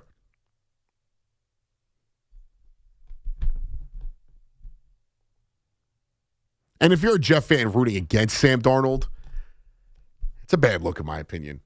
He didn't do anything to you. And I understand dreading it, but rooting against him is whack. It's not going to make you guys look any better. He's there. 28 wins in 2 seasons. It's been like 10 years since the Jets have won 28 games. 888-808-1019. Frank in West Babylon. What's going on, Frank? Yeah, hey, Ann. How's it going, buddy? I'm good. How you doing, dude? Good. Yeah, I wanted to get into the Yankee shortstop situation going into the season. Yeah. Yeah, with Volpe's going to be out, I think, 6 to 8 weeks. He'll probably, if Caballero doesn't do so well, which I don't think he will, they're going to have Volpe on a pretty short leash. Right. You have Lombard, obviously. He's only 20 years old. I don't think they will call him up so soon, unless Volpe and Caballero are that bad. Who did you say? Unless Caballero and Volpe are that bad. Who was the guy you were saying they were going to call up? Lombard Jr. Yeah. I don't know. I think he's still a year or two away. I don't think they're calling him up. And it would be tough. And I appreciate the call, Frank. So it's tough. Volpe, I'm not expecting Volpe to be a star. I am not expecting him to transform into an offensive powerhouse. What I do want to see is him turn into a reliable, elite defensive shortstop. Because I think we get enamored as Mets and Yankees fans with the everyday players being all stars or go-to names that we can think of. I think it's unfair. I think that these guys, you have to have your pieces. And it's funny, you hear Stearns talk about run prevention. For the Yankees, if Volpe plays like he did a couple years ago, where he won the Gold Glove, and even the year prior, where he might have taken a step back, but he was still one of the 5 best defensive shortstops, him and McMahon together, that might be the best defensive left side of the infield in all of baseball. And when you look at Volpe's numbers as a whole, he was injured, and I think that's why his numbers fell off. If he can get his OPS to like 720, 730, I think that's formidable if his defense is there. But then on the same aspect of it, you talk about Kyle Tucker. He drove in one more run than Volpe. He had more plate appearances than Volpe. Yes, the games don't add up, but he had 597 plate appearances last year, even when he was hurt. Volpe had 596 plate appearances. I'm not comparing the two. Kyle Tucker is a vastly better player than Anthony Volpe, but I'm trying to prove why I think a lot of this is overrated when you're talking about guys they should have brought in and all these things. He had 3 more homers than Anthony Volpe. He had less doubles than Volpe. That's the whole point of what I'm trying to tell you. Yes, Volpe hurt the Yankees. I also think a lot of it was he was the guy that you guys all just ganged up on. If he plays good defensively and he gets that average up to 230, gets that OPS up to like 720, you'll view him a lot differently. If the other guys are doing their jobs, if Bellinger, Judge, Jazz, Ben Rice plays well, if Dominguez plays well, if these guys are all doing their jobs, Volpe just has to be a good defender and not be completely inept at the plate. The Yankees are the best team in the AL. The only thing that scares me about them is that bullpen. I think it's shallow, but you don't know. They might have some young kids in the wings that they're ready to call up and put in that position. But I think their bullpen is shallow. Love their starting rotation. Love their lineup. Let's ride. I think they're that good. 888-808-1019. Also, if you want to hit me up, you don't want to call in, you're a little shy, you can't, you're driving, whatever it is. Also, this probably doesn't pertain to you if you're driving. You can hit me up on X, search my name, Anthony Gallo, at WFAN, or at Pico Day _ Gallo or Pico de Gallo 24 on IG. I'm on the YouTube chat as well if you're watching on there. Harris in Queens, what's going on, Harris? What's going on? Do you think the Yankees have the best bullpen in the AL? No, Harris, I appreciate the call. I just told you I was concerned about the Yankees bullpen. So no, I don't. Do I think it's a terrible bullpen? No. I do think that it concerns me a bit.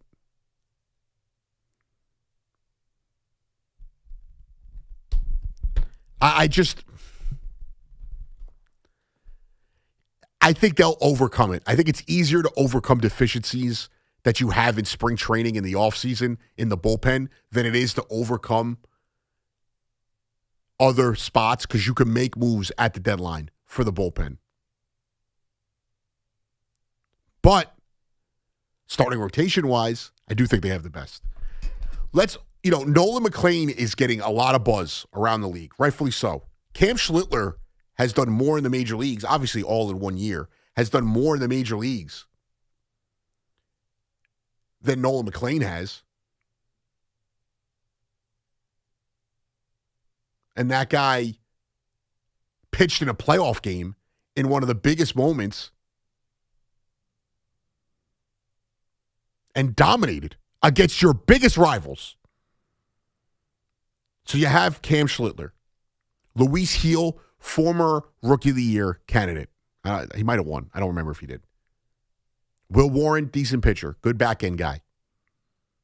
Then you add in the big dogs, Carlos Rodon, Max Fried, Garrett Cole. Those three guys healthy, Cam Schlittler, and whoever your fifth starter is, whether it's Ryan Weathers, Will Warren, Luis Heel, that's the best rotation in the American League and maybe the best rotation in all of baseball. 888-808-1019. Anthony Gallo on the Fan. Aiden in New Jersey. What's going on, Aiden? How's it going? I'm good, dude. How are you? Good. I was just thinking about Jackson Dart's upcoming season. I was just wondering what you think about, how he's coming in the second season, all these weapons he's getting back with Scadaboo and Neighbors and the new coach and. Well, let me ask you this. You're a Giants fan, I'm assuming, right? Yeah. I'll answer your question in a second. What do you think offensively? I know we could go into the defense. Offensively, what do you want to see them do in the offseason? In the offseason, I just want to see him. Honestly, I think we have plenty of weapons on the offense. We have Scadaboo, Neighbors. Obviously, if we get Wandale back, that'll be great. But honestly, I want to see him build up the O-line. I feel like the O-line last year was lacking at some points. It definitely improved from past years, but I feel like improving the O-line would definitely help Jackson Dart's progression. Well, yeah, I think that's my biggest thing is I think that they need a little bit more skill position-wise, but if they put an offensive line there and it builds up, I really think that, and I appreciate the call, Aiden, I think that Jackson Dart can continue to take those steps. I don't expect him to go out there and just jump to elite superstar status. I think there's a lot of things he needs to change with his game. I also think that Neighbors being back is going to be the biggest thing because he really didn't have him. But Cam Scadaboo also, we don't know when he's coming back. So I don't want to put that in there as a weapon just yet. But they have Tyrone Tracy. He's a good player. I would like to see them get a wideout. I would like to see them build up the offensive line. If they could bring in, and Wan'Dale Robinson is a good player, my fear is you're going to pay him, and you have the potential to have him and Slayton on the roster. And if Wan'Dale takes a step back, you're now putting $30 million into 2 wide receivers. And that could be a disaster. Now, there was a guy out there that I wanted both the Jets and the Giants to target in Pickens, but he just got franchise tag. Or the rumor is the Cowboys are going to franchise tag him. That came out earlier today. Cowboys are expected to place the franchise tag on Pro Bowl wide receiver George Pickens.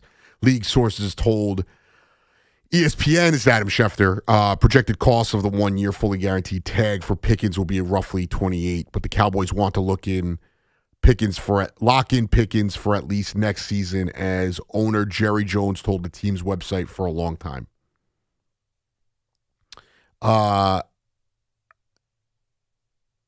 It serves as a placeholder before negotiations. So that is the guy who we all thought was going to be the biggest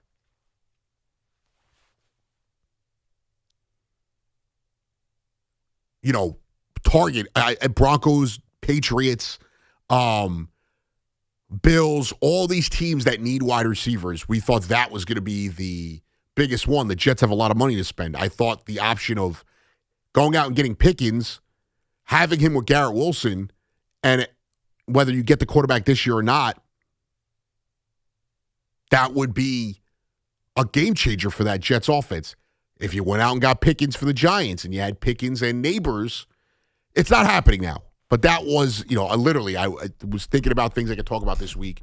Guys to target, big names, not the ancillary pieces. And he's now franchise tag. Also a little disappointing for my own team, who they desperately need wide receiver help, in my opinion. Tight end, running back, all of that. But in the draft, you 100% could get a wideout, whether Cornell Tate with that top 5 pick with the Giants, or later rounds. There's guys that I've never thought of that possibly could be a potential target. They need offensive line help. I think they need depth in the secondary.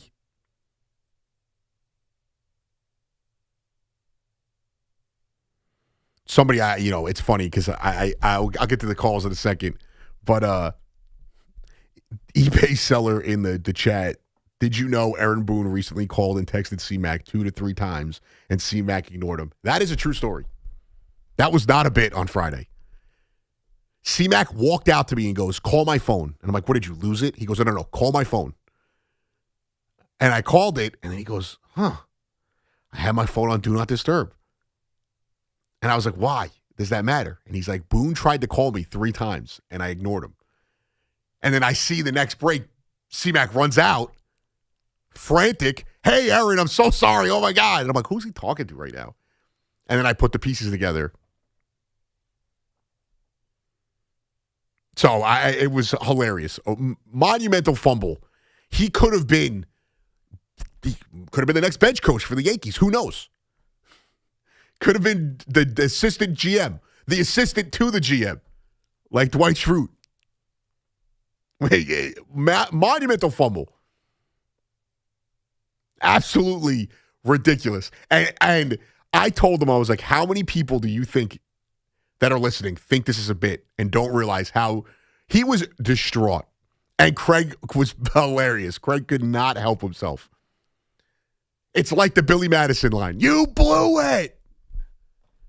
C-Mac blew it. They could have been best friends forever.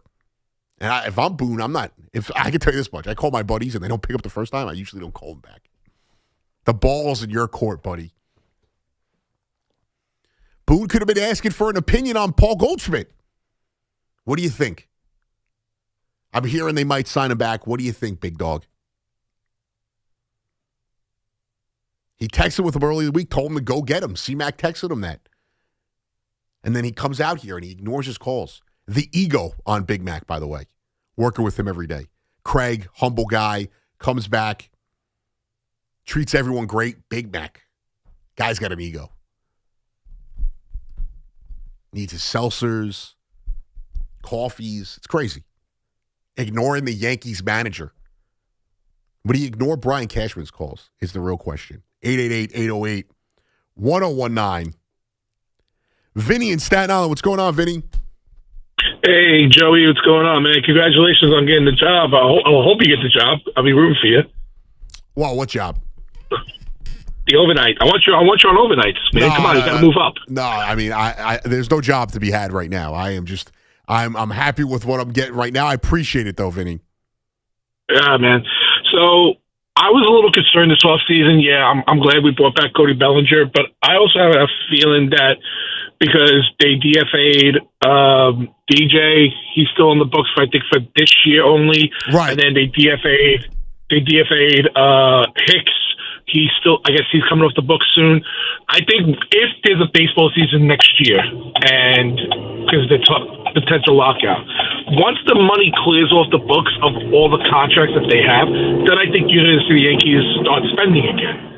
I think Vinny, that is, it doesn't sound ridiculous, but it's crazy because Yankee fans are incapable of thinking logically. That is the truth. Next year, depending on what happens with the lockout, they're probably going to try and spend a lot more.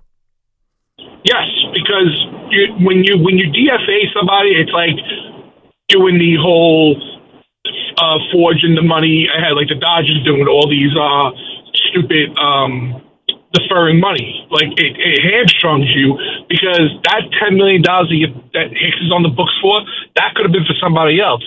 Or that money that you paid DJ LeMahieu, that could have been for somebody else. So, and again, with the whole lockout situation next year, that's why I think the Yankees didn't want to do anything. Well, and I also think that's why the Mets, if you look at all the deals the Mets made, they were like 2-year deals. Right. And Peralta, $8 million. That's chump change right there because when Devin Williams got traded to the Yankees, he was making $10 million. That was chump change. So you are paying lesser money for guys that were doing good jobs because at the time Devin Williams was a top 5 closer before he faltered in New York. But you know, the whole lockout thing and the tax apron, it's going to be very interesting because I've been on a lot of Twitter spaces.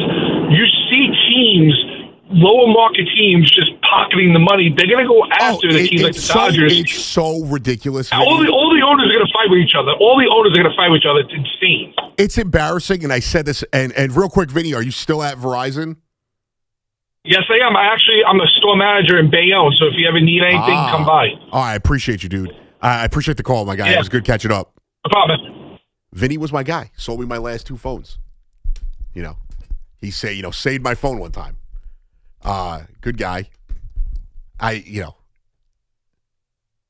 Held it down. I can tell you this much because I'm not good with customer service, so he was a good guy to go to. He's right, though. And honestly, I have to go to break.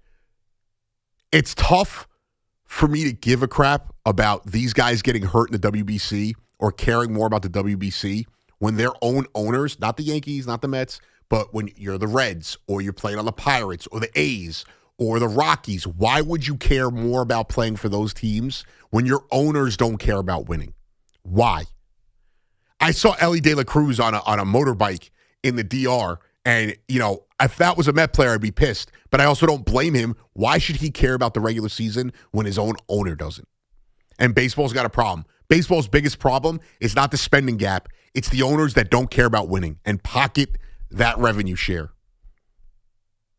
888-808-1019. Anthony Gallo on the Fan till 2 a.m.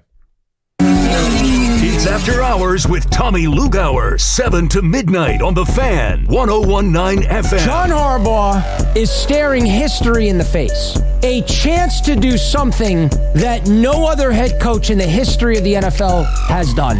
And that's win Super Bowls as a head coach with 2 different teams. Get After Hours on demand, available on Apple, Spotify, wherever you get your podcast, and the free Odyssey app.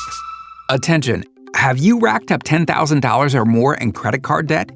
Are you barely getting by making minimum payments? With credit card debt reaching all-time highs, National Debt Relief is notifying consumers about significant debt relief options currently being made available to help those with overwhelming credit card debt. These options may reduce a large portion of credit card debt for those who qualify. You don't need to declare bankruptcy or take out a consolidation loan, and you may only have to pay back a fraction of what you owe, even if you have bad credit. National Debt Relief has already reduced the credit card debt for more than 550,000 consumers, so don't wait. If you owe $10,000, $20,000, or even $100,000 in credit card debt, you can now take advantage of this financial debt relief as the cost of living continues to skyrocket. To check what debt reduction you may qualify for, call 800-894-7722. That's 800-894-7722. Again, 800-894-7722. Attention, have you racked up $10,000 or more in credit card debt? Are you barely getting by making minimum payments? With credit card debt reaching all-time highs, National Debt Relief is notifying consumers about significant debt relief options currently being made available to help those with overwhelming credit card debt. These options may reduce a large portion of credit card debt for those who qualify. You don't need to declare bankruptcy or take out a consolidation loan, and you may only have to pay back a fraction of what you owe, even if you have bad credit.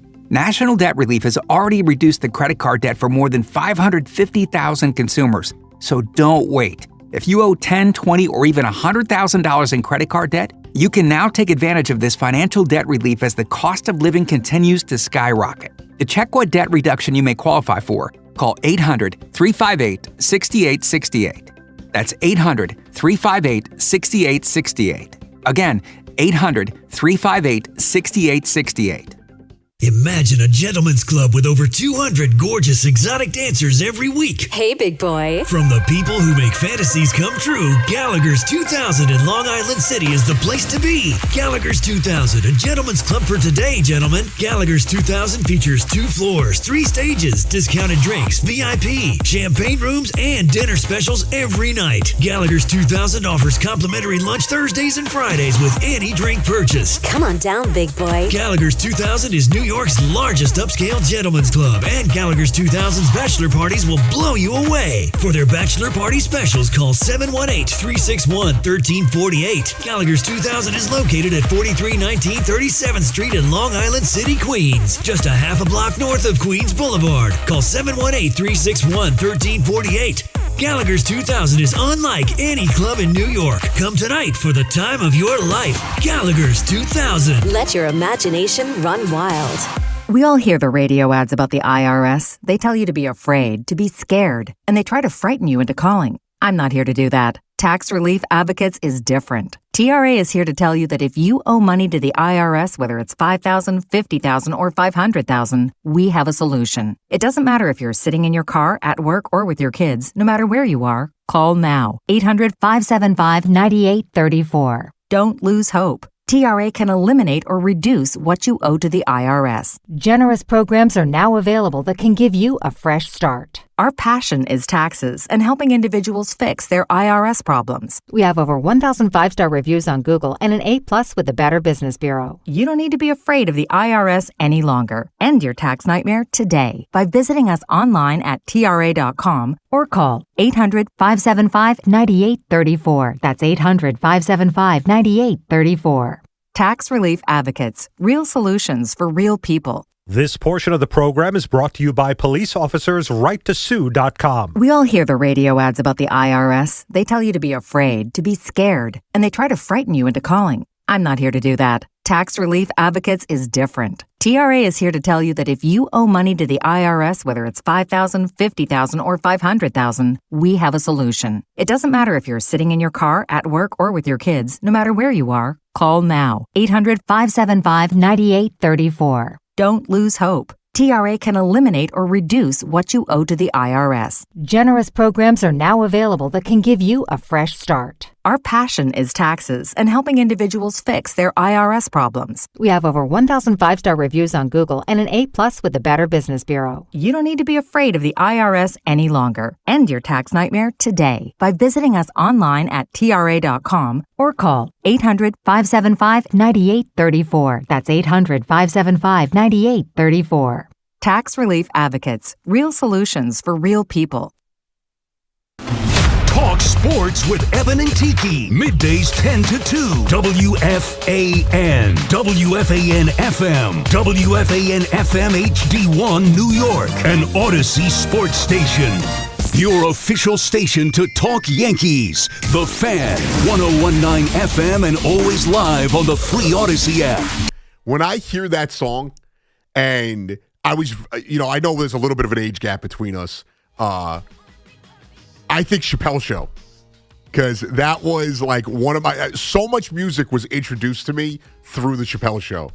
Completely underrated portion of Kanye's career and that whole era's career is Dave Chappelle's impact on the music and getting it to a broader audience. He, not only that, just the impact that show had as a whole, not just on comedy, but the amount of music I discovered because of, I knew who Erykah Badu was. I started listening more to Erykah Badu because of the Chappelle Show. I could watch it. My girlfriend had never seen it, and we rewatched it a couple weeks ago, and I still cry laughing every episode. How did she live without seeing the Chappelle Show? Very, I don't want to say sheltered. She'll get so mad at me about that. Very strict Haitian household. I'll just put it that way. Education was above everything. She was watching PBS, and that was it. Totally understandable. Yeah. I mean, you're a Canarsie, dude. You 100% understand. As soon as you said the sheltered Haitian, I'm like, yeah, I grew up with like 5 of those. Yeah. We went to middle school and high school together. Yeah. Similar experience. I love her mom. Her mom scares me. Like, I complain about stuff, and she's like, whoa, suck it up. Like my dad. It's like talking to my dad in a female version. Yeah, there's no complaining to a Haitian mom. No. Whatsoever. No. It's exactly like talking to my dad. And, yeah, but so she had never seen it. We had a good laugh watching it. It holds up. Would never last today on TV, but it holds the test of time. And it's still the funniest sketch comedy show I've ever seen in my lifetime. 888-808-1019. Sal in Brooklyn, what's going on, Sal? Anthony, good evening. Good morning. How are you, my good man? I'm good. How are you, sir? I'm doing very well, thank you. Hey, you know what I think the problem with Volpe is? Yankee fans think everybody coming up that's the number one pick is the next Derek Jeter. Now, I've been following him since the late 60s. Yeah. This is a kid who the Yankees single-handedly with Mike Fishman and Cashman, he doesn't have a safe spot in the lineup. Put him up 9th, he produces. When he gets a hit, they put him up 5th. When he don't get RBIs, they drop him to 7th. When he hits 2 home runs, they put him in the 3 hole. Put the kid in the 9 hole. You might not remember. It's another Mark Belanger. He'll give you the glove. Well, he'll give you the at-bat. You'll be happy with that. And little by little, he's going to turn into, like you said, that 230 stick. That's going to give you a good glove. And let's face it, in the playoffs, he's a tough out. He is. It's not easy out in the playoffs, man. And Sal, my thing is, too, you nailed it. And it's not just Yankee fans. It's Met fans also. We call these guys up. We expect them to be stars. They're not stars. And then we immediately want to throw them to the wayside and not think this guy could be a good piece for us. Like, if Volpe and Dominguez never turn into superstars, but they are good players, that's all you can ask for. I'll take it. Look, real quick, I mean, I know you got other callers, whatever, but they don't play Dominguez. I'm tired of people, and I mean it. Well, he can't hit right-handed. Well, he never gets up right-handed. How do you expect him to? He went that one day with 3 homers, next game with 4 hits, and then he's sitting on the bench for 2 weeks. How do you expect anybody, especially baseball, it's a game of the less outs you make, the better you are, because it's a game of failure. And it's how well you can accept the failure to get you knowing every at-bat is going to be a grind, and you're not going to get a hit every time up. So they shooting this kid before he even gets a chance. Now, okay, he's not going to be Mickey Mantle, Mike Trout. Like you just said. Right. Maybe he can be a damn good player. Play him. He doesn't. And Sal, I appreciate the call. Great call. And you know what the funny thing is, too? Look at the guys who have succeeded for the Yankees. Aaron Judge was a good prospect, but it was Gary Sanchez was like the top piece, and those other guys. Judge has turned into maybe the best right-handed hitter in the last 30 years. I would still put Pujols right above him, but still. You guys hated Didi Gregorius when they traded for him, and he ended up really filling in really nicely, being a really good player for the Yankees. And then Volpe was the guy who was supposed to change everything, and then it'll be George Lombard, And then you'll find a reason to not like him if he doesn't perform like a superstar. And the Met fan does it too. We beg for Alvarez and Dom Smith and Ahmed Rosario, these top prospects. And then when they don't pan out, we immediately want to ship them. Well, I guess Dom, I was big on the Dom Smith train. We want to ship them to Uranus and never let them develop. Alvarez is going to be, let's look up Alvarez is going to be, he's 24. When was he born? Let's get his exact. He's going to be 25 in November. And there are Met fans ready to ship him out and give up on him. Jonah Tong. I think that Jonah Tong was not ready to pitch last year. There are Met fans that were immediately out on him because of 2 bad starts. And it's like, what are we doing? What are we doing? 888-808-1019. Rob in West Caldwell. What's going on, Rob? Hi, how are you, Anthony? I'm good. How are you, sir? All right. I have a question for you. Yeah. Anthony Volpe, I really believe, should be a second baseman. It's a shorter throw to second and to first.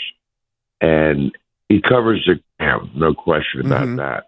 It's his throw deep at short.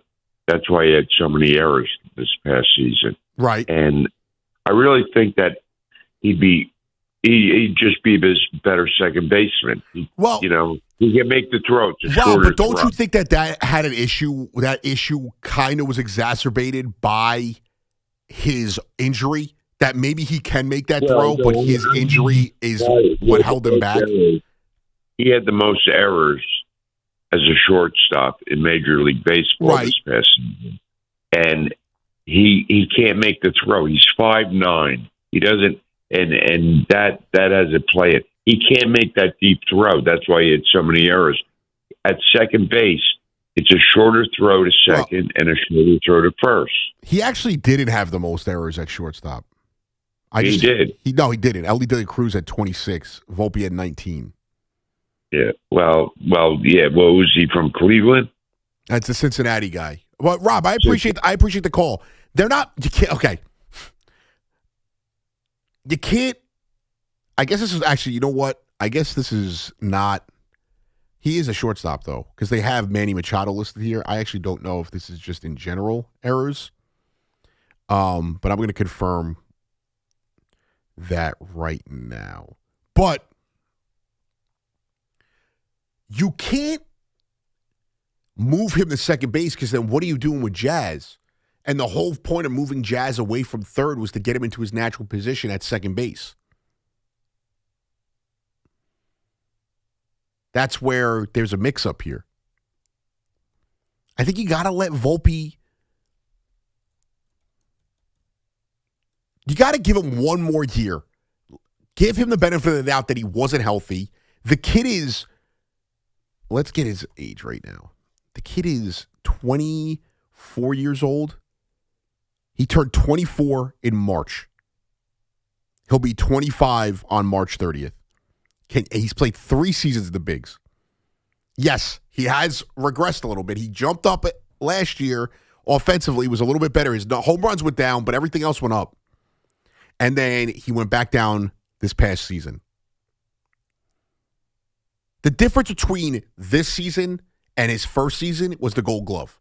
Otherwise, I think you guys view him differently. Let's see what it is. Who led the major leagues in errors as a shortstop? Let's see what it says right here. And C.J. Abrams and Ellie De La Cruz both had more errors at shortstop than Anthony Volpe. So it's if his injury could have been hampering him. And I'm not saying he's the answer. All I'm saying is you need incremental growth from him. And the Yankees could be a lot better because of that. And if his defense is better, if he cuts down the errors and he plays back to what he was, him and McMahon at short and third is going to be one of, if not the best defensive left sides of the infield. Will in New Rochelle. What's going on, Will? How you doing tonight? I'm good. How are you, dude? Great.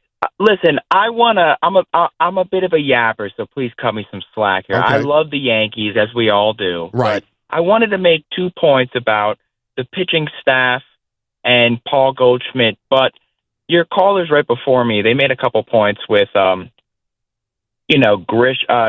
Dominguez, and I fully believe if you're going to play him, he needs to play every day. Look at Grisham in 2024. He wasn't great. Yankee fans, like you said, everyone's so quick to move off of you or trade you. He didn't play every day. We played Verdugo, which Verdugo was fine for what he was. Stopped hitting after July, but whatever. Grisham didn't get to play every day. Now he gets to play every day. He hits 30 home runs. Yankees take insurance.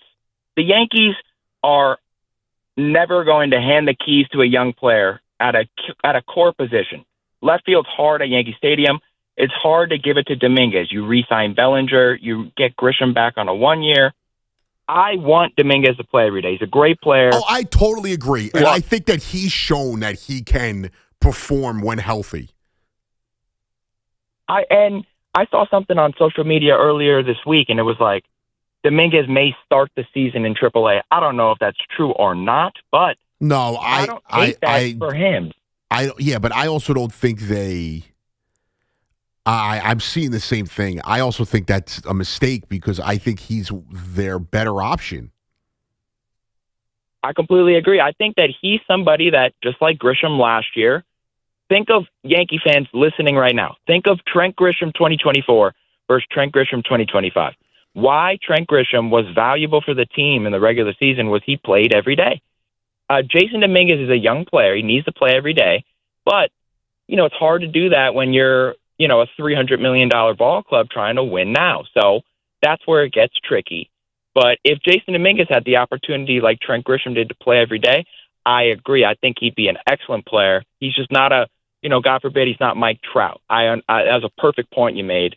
But it's tough. And that ties into, and then I'll get into my point while I'm calling. I appreciate you letting me yap. But are you there? That's why we re-signed Goldschmidt. Goldschmidt hit 340 versus lefties. Ben Rice is a stud. I love Ben Rice, but he struggles versus lefties. In the Toronto series, he struggled versus Savage, a righty, weird angle, but splitters, he swung and missed at like 7 splitters. He struggles in that sense. You want him. You want to maximize his output versus righties. Goldschmidt is an easy insurance option. He's a veteran. You can force feed him the 150 at bats he had last year, where he hit 340, 980 OPS. You can, if he doesn't do that again, and he hits 300, and he has an 880 OPS, 850 OPS. You like that as a Yankee fan. I don't think it's running. And Will, I don't want to cut you off, but what exactly is the point you're trying to get at? I think that the Yankees are stubborn to ever hand the keys to a young player like a Dominguez or a Rice, from what you said earlier. Right. They get their insurance. They get their Grishams back on a 1 year. It's fine. You're not running. It's insurance. You have young players you like. You get Goldschmidt back. But with this pitching staff, it's so hard for me to hear that the starting pitching is not up to par or the same as last year. It's very unique. Cam Schlittler, everyone loves him. Nobody outside of, if you follow the farm systems, knew who Cam Schlittler was last year, April or May. I am as nerdy as it come, and I appreciate it, Will. It's a little long-winded, and I'm sorry I had to cut you short there. I'm nerdy when it comes to that. I didn't know who he was. Cam Schlittler is as good a young pitcher. He's not Skeens, obviously, but Nolan McLean is a guy who's very hyped up right now. Schlittler is just as good as him and has shown you in the biggest spot what he can do. So I am okay with trusting him a little bit more. Now, it's funny because someone in the chat said, David DeConnick said Schlittler over under 165 innings pitch. I would say he's probably going to be at like 170. And that's not with them limiting him. I just think that's the state of pitching and how he pitches. I just don't. Like, there is, like, when I look at the Yankees pitching staff, their only variable is health. And as a Met fan, what scares me with their pitching staff, the young guys removed from this, because Jonathan, Nolan McLean, I like them. Christian Scott, I don't include in that boat. David Peterson, a guy I love. I've defended David Peterson. He is inconsistent. Is he a first half pitcher? Is he a second half pitcher? Which one is his more true self? Does he get overworked? All of that nonsense. So there's a variable there. Clay Holmes, are the wheels going to fall off that he's not going to be able to stay healthy as a starting pitcher? It's tough to envision that because I don't like to, predict injury. But otherwise, he showed he's capable. But then there's Senga. Is Senga going to stay healthy? Is Senga going to be mentally strong enough to make it through a 162-game season? And then when it comes to Sean Manaea, is the loose body in his elbow going to affect him like it did last season? Or does he learn to pitch with it similar to Tanaka when he dealt with his injuries and just never got surgery and dealt with it and was still a pretty awesome pitcher? Now, Manaea showed that he could still pitch, but he only showed he could do it at 2-3 innings a clip. Obviously, you trust Peralta. Then you mix in the young guys where you have Nolan McClain that I compare to a Cam Schlittler that I trust. And then there's Jonah Tong, who may not be ready right now. He may not be ready till May, June to actually be a pitcher on this team. But the Yankees have more guys that healthy are good pitchers. As much as Yankee fans get on him, Carlos Rodon, good pitcher. Max Fried, good pitcher, has his hiccups in the postseason. Garrett Cole, when healthy, is the most reliable pitcher in all of baseball. Obviously, that health has now hurt that reliability. So, and when it comes to the offense, I think there is a similarity in certain things where Alvarez and Volpe are very similar. I do think Alvarez has a higher ceiling than Anthony Volpe. I think Alvarez's bat has the potential to be an all-star caliber bat. Defensively, he's average. He's not bad. He's not good. I think Volpe has the potential to be the best defensive shortstop in all of baseball. But then his bat, I think, limits him to being a good player, not a great player, a role player. If you're telling me right now that you wouldn't sign up for a Dansby Swanson type player in Anthony Volpe, I'd be ludicrous. That's kind of, the guy you want him to be. 24 homers, 244 RBI, batting average, 717 OPS. That's average, but defensively is a two-time Gold Glover. Finalist this year in the Gold Glove. For Alvarez, he has to hit 25, 30 bombs, I think, to really reach his potential. The problem with Alvarez is all he does is swing for the fences. And then otherwise, the Mets' young pitching resides, I guess it's now first base with Beatty and Vientos and Mauricio, who a lot of us forget about at times. Offensively, though, they both now have more certainty, I think, in the lineups. I think the Yankees lineup overall, their ceiling is way higher than the Mets. But I think when you add in a Polanco, let's just say we're not comparing them at who's the better player. Obviously, the numbers are better with runners at scoring position right now for the new additions to the Mets. But if you are looking at their lineup, you're getting a more of a sure bet in Bo Bichette. Polanco is more reliable. You're going to have, a Luis Roberts who's probably more reliable than a Tyrone Taylor, and just as good of a defender. Marcus Semien, more reliable than some of these other guys that you were trotting out there in the lineup, but also an elite defender. So I that's where I feel a little bit better. The question marks reside in the bullpen and the starting rotation with the Mets, and they're bountiful. 888-808-1019. I got you till 2 a.m. till the great E.J. Stewart. Back to the calls we go. Christian in New Jersey. What's going on, Christian? Hey, how you doing? I just want to say, I don't know if you remember, my friend Aiden was on the phone before. Yeah. Yeah, so he got cut off. So I just wanted to, ask you, what do you think the Giants should do in the draft, and, how they should go the rest of the offseason with, and how you think, Harbaugh is going to, take the Giants the rest of the way? I appreciate the call, Christian, and I appreciate the teamwork there. I didn't mean to cut him off. I think in the draft, I think we're going to see them probably take maybe the best remaining, whoever the best. It could be Cardell Tate, whoever it is. Let's bring up Tankathon right now where they see it. I mean, you have to ask yourself as a Giants fan, are you looking to take a player definitely at 5? Do you want to gain more assets because you don't have as much cap space to deal with and maybe get a later first-round pick and add a second and third-day pick in this year's draft to help build towards something? Cardell Tate would be a nice pick at 5. You could go with one of the tackles. The kid, I don't know. I didn't watch Utah play a second of football this year, but they're saying the kid at Utah is mocked at 6. I know a lot of buddies who like college football, specifically Big Ten guys that love Caleb Downs. So maybe you go there and you add him to the secondary.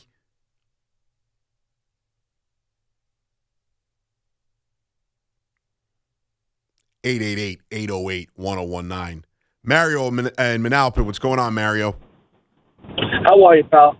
I got to ask you a question, all right? Yeah. I'm a Dolphins fan, but I can't believe that the Patriots are in a Super Bowl. But if they win this Super Bowl, would you say Vrabel is the best coaching job ever? Like if they wind up winning this as a coach?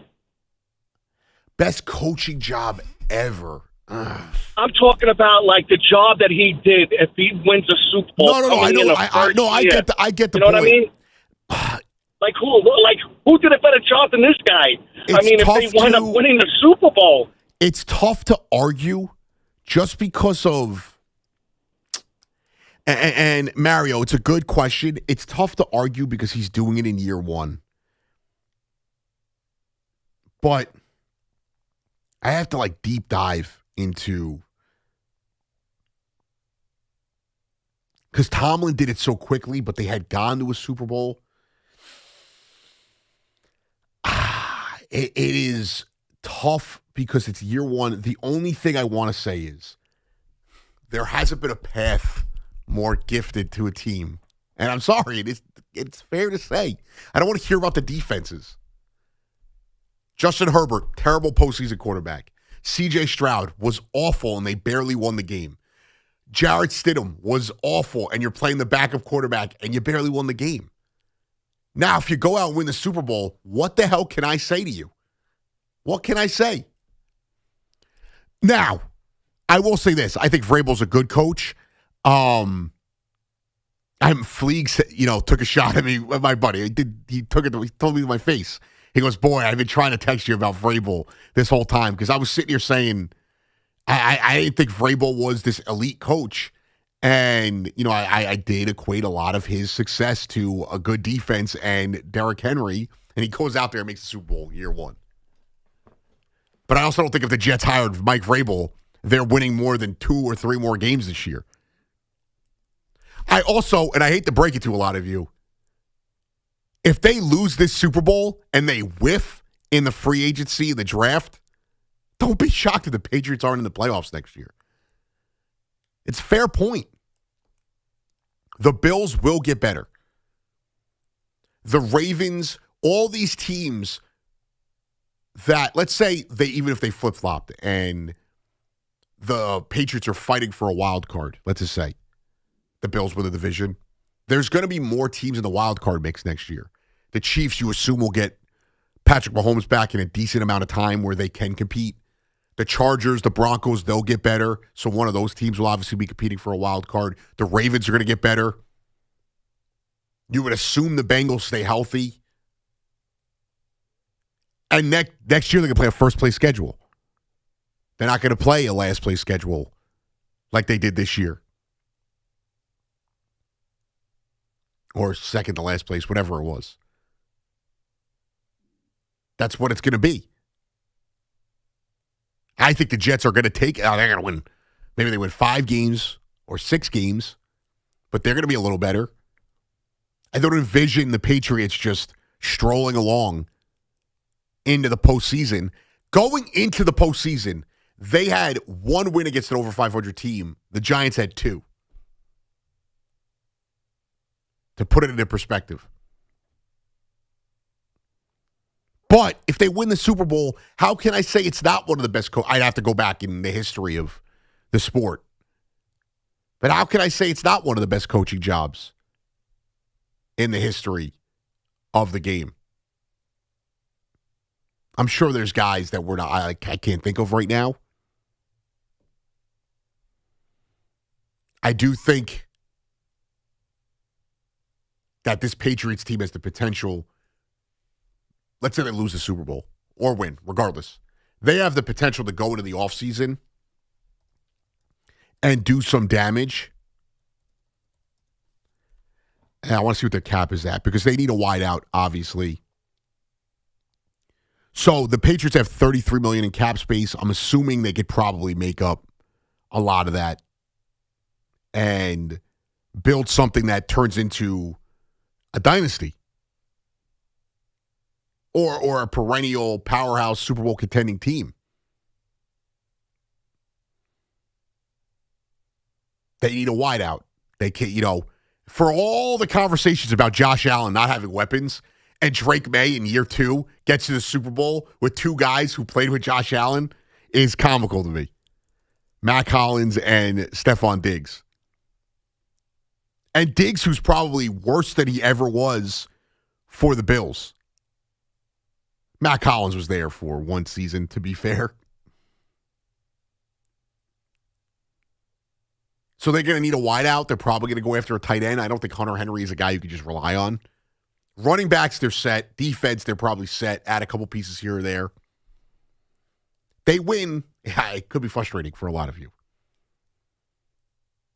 And it's different than Giant fans in this aspect because Giant fans have this view of the Patriots as they're not bothered because of the 2 Super Bowl wins. As a Broncos fan, to be a little smug, they've won 4. Now I think they're 4-2 against Denver. Against New England in my lifetime in the playoffs. And New England never wins in Denver outside of when it snows and the backup quarterback is playing. And they were 500 against Brady until he went to the Bucs. So I have that. I don't have that hatred for the Patriots like a lot of you do. I know Ray. 2 Super Bowl wins for his Giants against the Pats, so I'm sure they're not really even a thought. No, we're as Giants fans, and I think I can speak for the lot of us when I say we're too busy hating the Eagles. Right. We hate the Eagles. I think that's it. There's no reason to hate the Cowboys because even though they've beaten you a lot now, what have they done in the last 30 years? When the Giants are good, we beat the Cowboys. Right. Some of our most legendary wins during Super Bowl seasons have come at Cowboys or Texas Stadium. So we're good with the Cowboys. The football team, we own them. Sorry, T.O. Football team. T.O., I love you, but we own them. But the Eagles, you saw what happened when we beat them this year, how Sean cried on stream, right? Yeah. Okay, so it's all about the Eagles. Well, and I'll put it this way. I grew up in Central Jersey. That is prime crossover for New York and Philly sports. One of my best friends, Youssef. One of my best friends, Waldy. Waldy calls the station all the time. Diehard Eagles fans. Grew up, most of my friends that I went to school with growing up, all diehard Giants fans. It was a civil war 2 times a year. And, whether it was the playoffs or whatever it was always a battle. So that is always what I understood as the real rivalry for the Giant fan. I'll tell you like this. The 2 times they won a Super Bowl, I didn't see the fourth quarter of any of those games. It made me sick to see Eagles' success. I told people once upon a time the Giants could go 2-14, but if both wins were against the Eagles, it was a successful season. I cannot stand that team. Oh, I feel you. Perfect example. I used to hate the Yankees as a kid. I'm not going to lie. I grew up hating the Yankees, as every young Met fan did. 2009, I sat there and said, if you just beat the Phillies and prevent the repeat, I will forever forgive the Yankees. And I have. You know what? I think my Yankee hate faded in 2009. They had the Jay-Z song was going crazy. Yeah. New Yankee Stadium, which because I hated Citi Field at the time because why would you build a stadium? Black and orange. Black and orange. David Wright's power alley is now gone. Yeah. You want this guy to hit triples when we should be hitting home runs. Jason Bay hitting a triple on opening day. Meanwhile, New Yankee Stadium is a box. They built it to win. Yeah. They won and they beat the Phillies. I no longer hated the Yankees after that. Hideki Matsui. When Damon stole third, you would have thought I was a Yankee fan.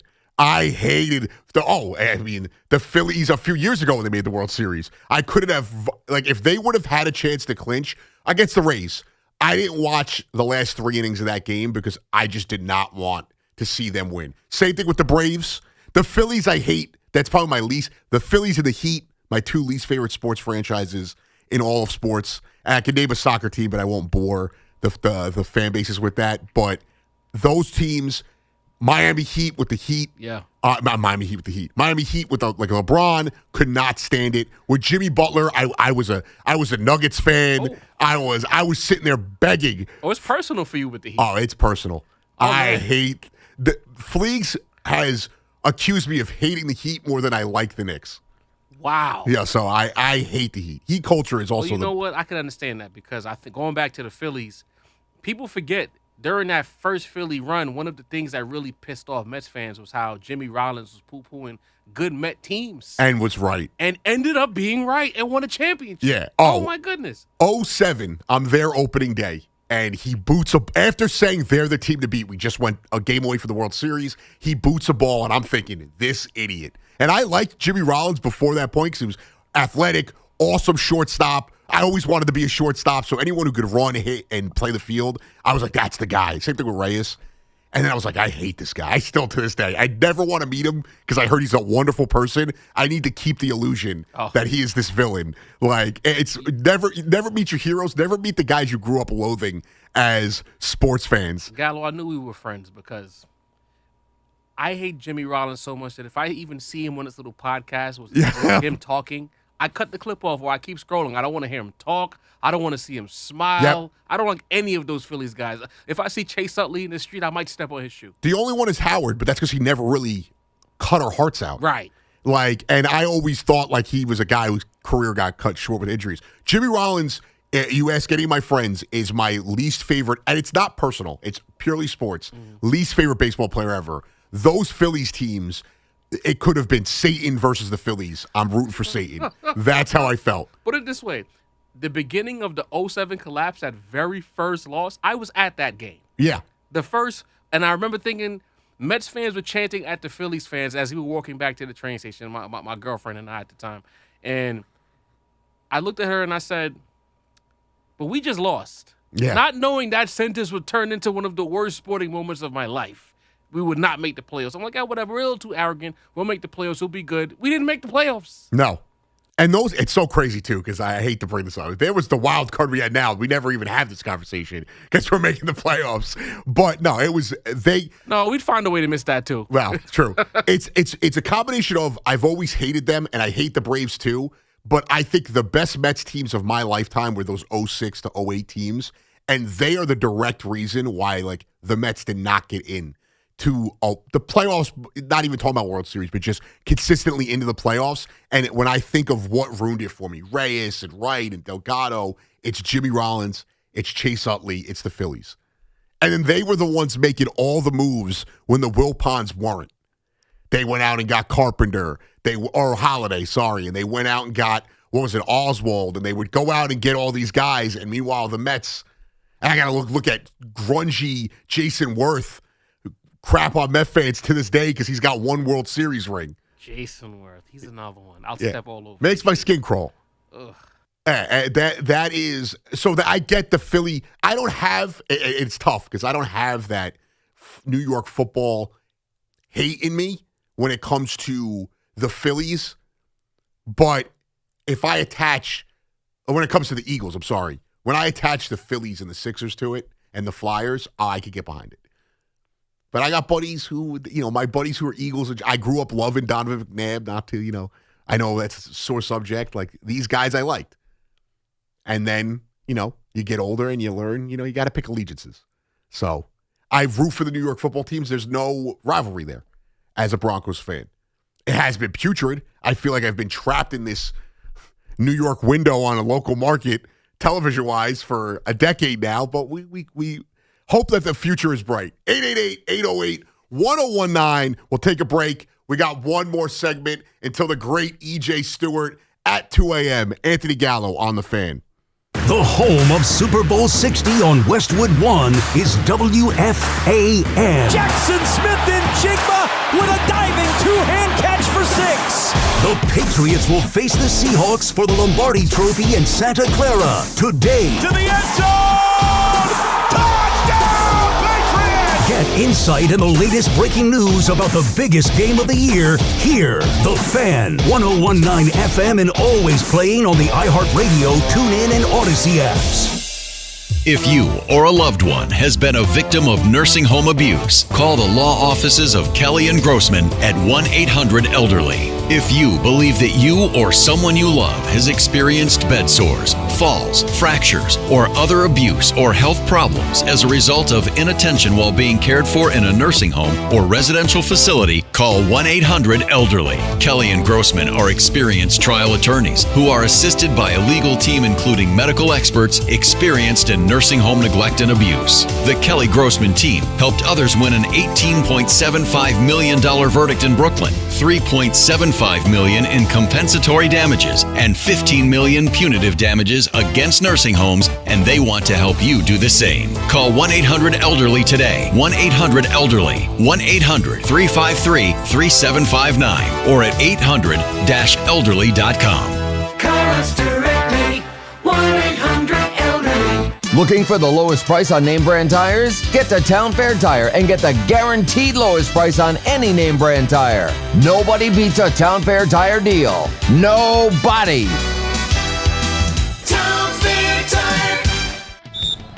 As the owner, coach, and quarterback of your small business, you call the shots. From inventory to payroll and more. Now it's time to bring in LendSeek, your funding MVP. No delay of game here. Get up to $2 million in as fast as 24 hours for business lines of credit or term loans. Let LendSeek's AI marketplace assist you in making the winning play and score that touchdown. Apply at lendseek.com, LENDSEEK.com.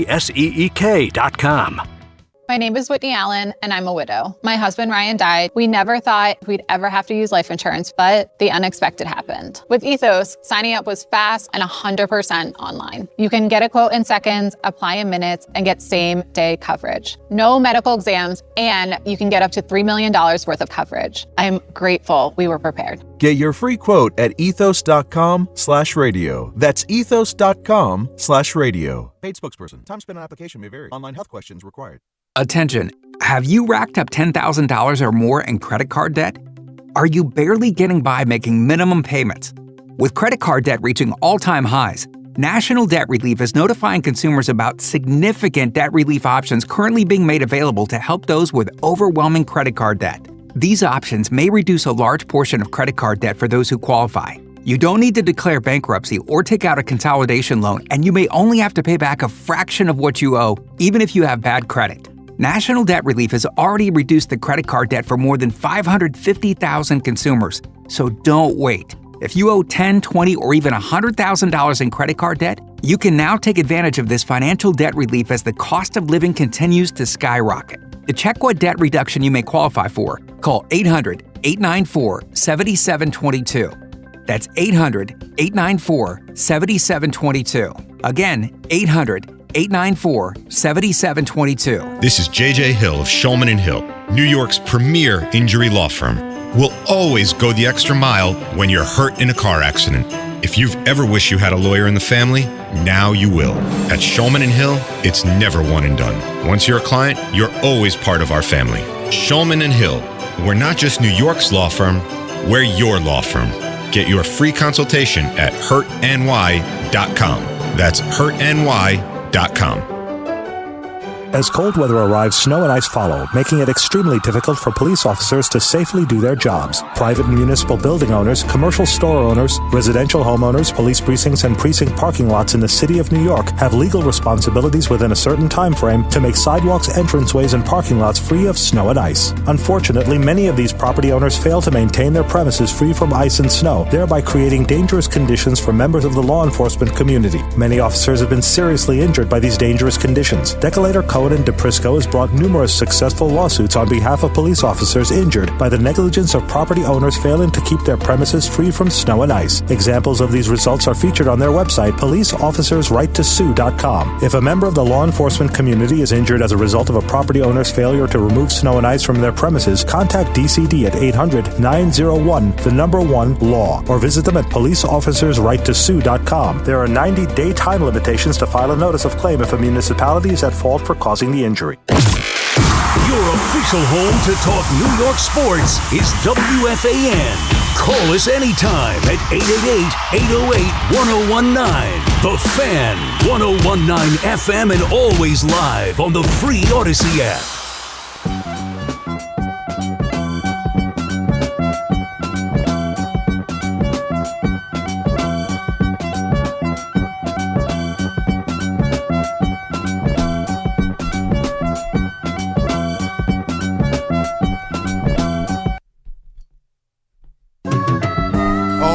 That's right. Anthony Gallo on the Fan.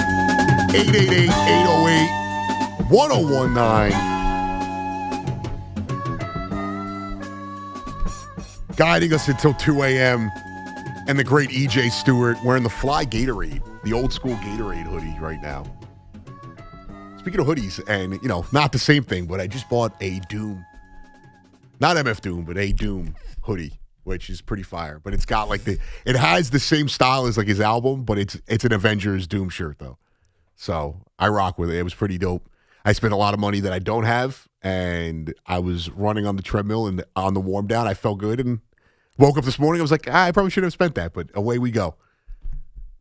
Didn't tell the girlfriend, and hopefully she's not listening right now and doesn't find out. And then she'll ask you, is this new? When you put it on, you want a date? Well, no, it's been there. Well, and then try, in the past explaining to her why she's not a big hip-hop head, why I'm listening to an album with a Marvel character on it. I'm like, no, not the same. They're not the same person. They're not the same person. Although, I get it. If you're not a fan, why would you know the difference between MF Doom and Doom? Also, her not knowing this, I'm in the weeds right now. I'm sure none of you care. I know Ray, and if EJ's listening, will get this. Her not knowing the difference between Ghostface Killer and Action Bronson is hilarious because listen, stop talking. We don't want her to give you. We need you to share the mattress and not be in the doghouse. Real quick, because Action Bronson came on my. We were watching the movie that just came out, and he's in it for a split second. What is it called? It wasn't that good. Austin Butler's in it. Action Bronson gets killed in the movie. I'm not spoiling for anyone. Is it Five Nights at Freddy? No, I'm going to tell you right now. And actually, the Fan is in this movie. Gary Cohen's in it. Oh, Caught Stealing. It takes place in the late 90s. Sports movie with Action Bronson? No. It's an action movie. But it takes place in late 90s New York. And this guy is a Giants fan who the Mets are in the wild card race with the Giants that year. So he's cutting into the Fan. But Action Bronson's in it. And she's like, oh, that's Ghostface Killer? I'm like, no, it's not Ghostface. Oh, no. And if she knows the lore between Ghost and Action Bronson. Well, I didn't explain that much. I was like, it's a whole thing. It's a whole thing. Although I have had a buddy compare that to me and Big Zoo, where my dad we and Big Zoo did a show together. My dad didn't know who was talking. Well, that's an honest mistake. Yeah. The monotone, the baritone pipes between the two of you guys. They are vastly different musicians. Yeah. They're not the same. Yeah. So they sound tone-wise at times the same. Their music is not the same. So I digress. We might be the only two people who care about this conversation right now. But I spent some money I wasn't supposed to. I did get a sick Mets hat, which will be worn, and hopefully they don't make me not want to wear it. I'm wearing, I wear my team's gear, but then we all have that moment where they disappoint you. I haven't put a single Mets thing on outside of working out and I got some crappy Mets shirts in the workout range. But I'm wearing this Knicks hoodie right now if you're watching on the FAN stream. But if the Knicks had just gotten eliminated and disappointed me, it'd be put in storage for a little bit. 888-808-1019. Bobby in Belmore. What's going on, Bobby? Hi, Anthony. How are you? I'm good. How are you, sir? Okay. I just want to give you some reasons why I feel the Yankees aren't going to get to the World Series. So let's see your opinion on it. All right. Let's have them. Cole coming off Tommy John, number one. Fried has not pitched well since the Atlantic World Series in the playoffs. Boston's notwithstanding. And 3, Rodin, 7.75 ERA in the playoffs. He's been horrible.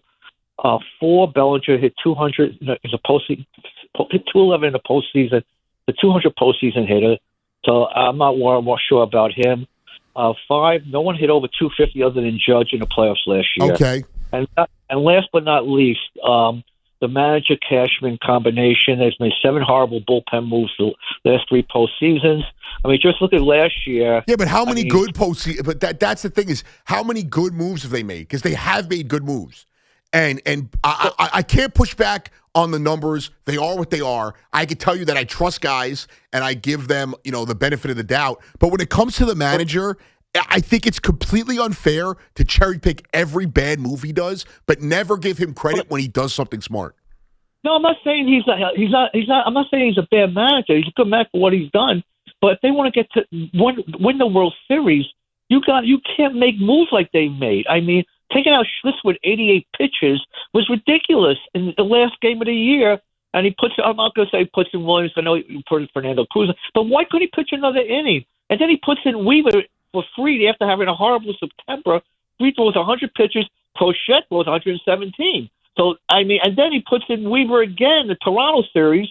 And he gave it went from 2-1 to 4-1. And the same thing in the Schlitzer game went from 2 to 4-1. Yeah.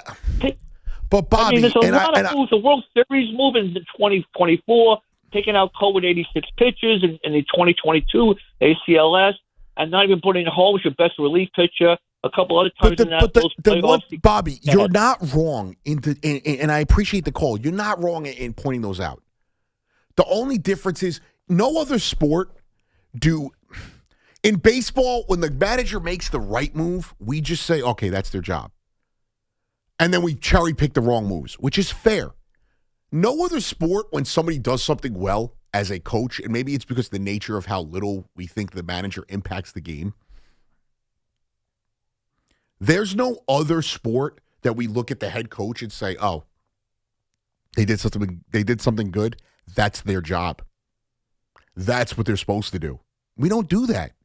If Vrabel makes a decision today, and whether it's a play call or Mike Brown in the playoffs makes a sub at the right time, we're not going to be like, oh, that's their job. But if Boone decides to call a hit and run or put in a pitcher that does well, we just take it for granted and say that's their job.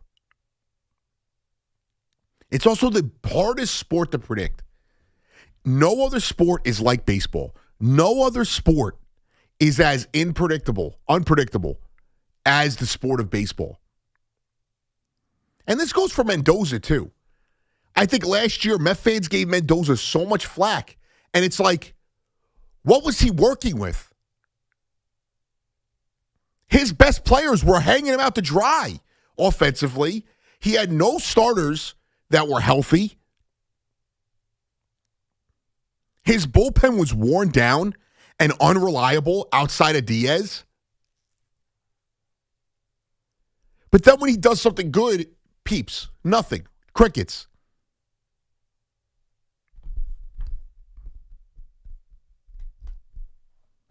It's unreal. 888-808-1019. I put up a poll in the YouTube chat. Are the Yankees the best team in the AL? 53% said no.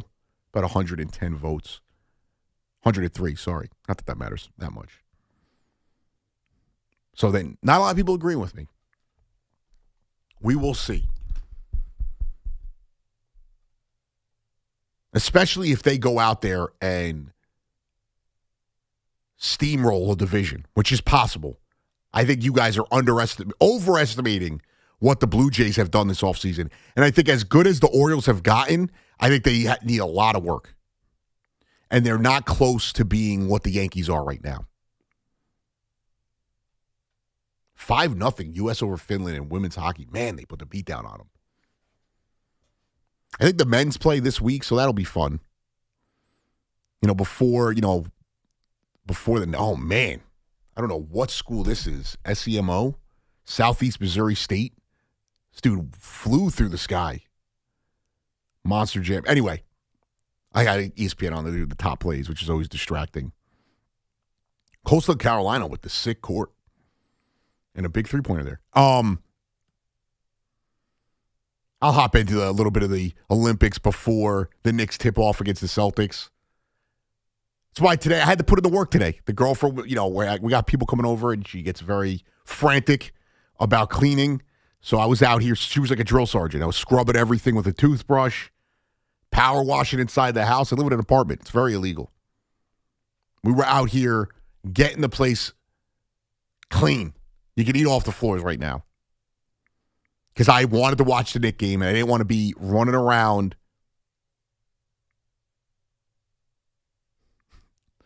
I see someone in the chat. eBay seller, why do you dislike the word depth? Are you able to say it better now? Well, I could say it when I really try and I focus. Depth. In conversation, it comes out as depth. It's something I've dealt with my whole life, and until Gio and Sean pointed it out, it was not a thing in my head. And now everyone's like, yeah, you've been saying that forever. We just never corrected you. And I was like, thanks a lot, guys. Nobody in my life loves to see me make a fool of myself more than my friends. They live for it. So thank you, eBay seller. Depth. Awesome show.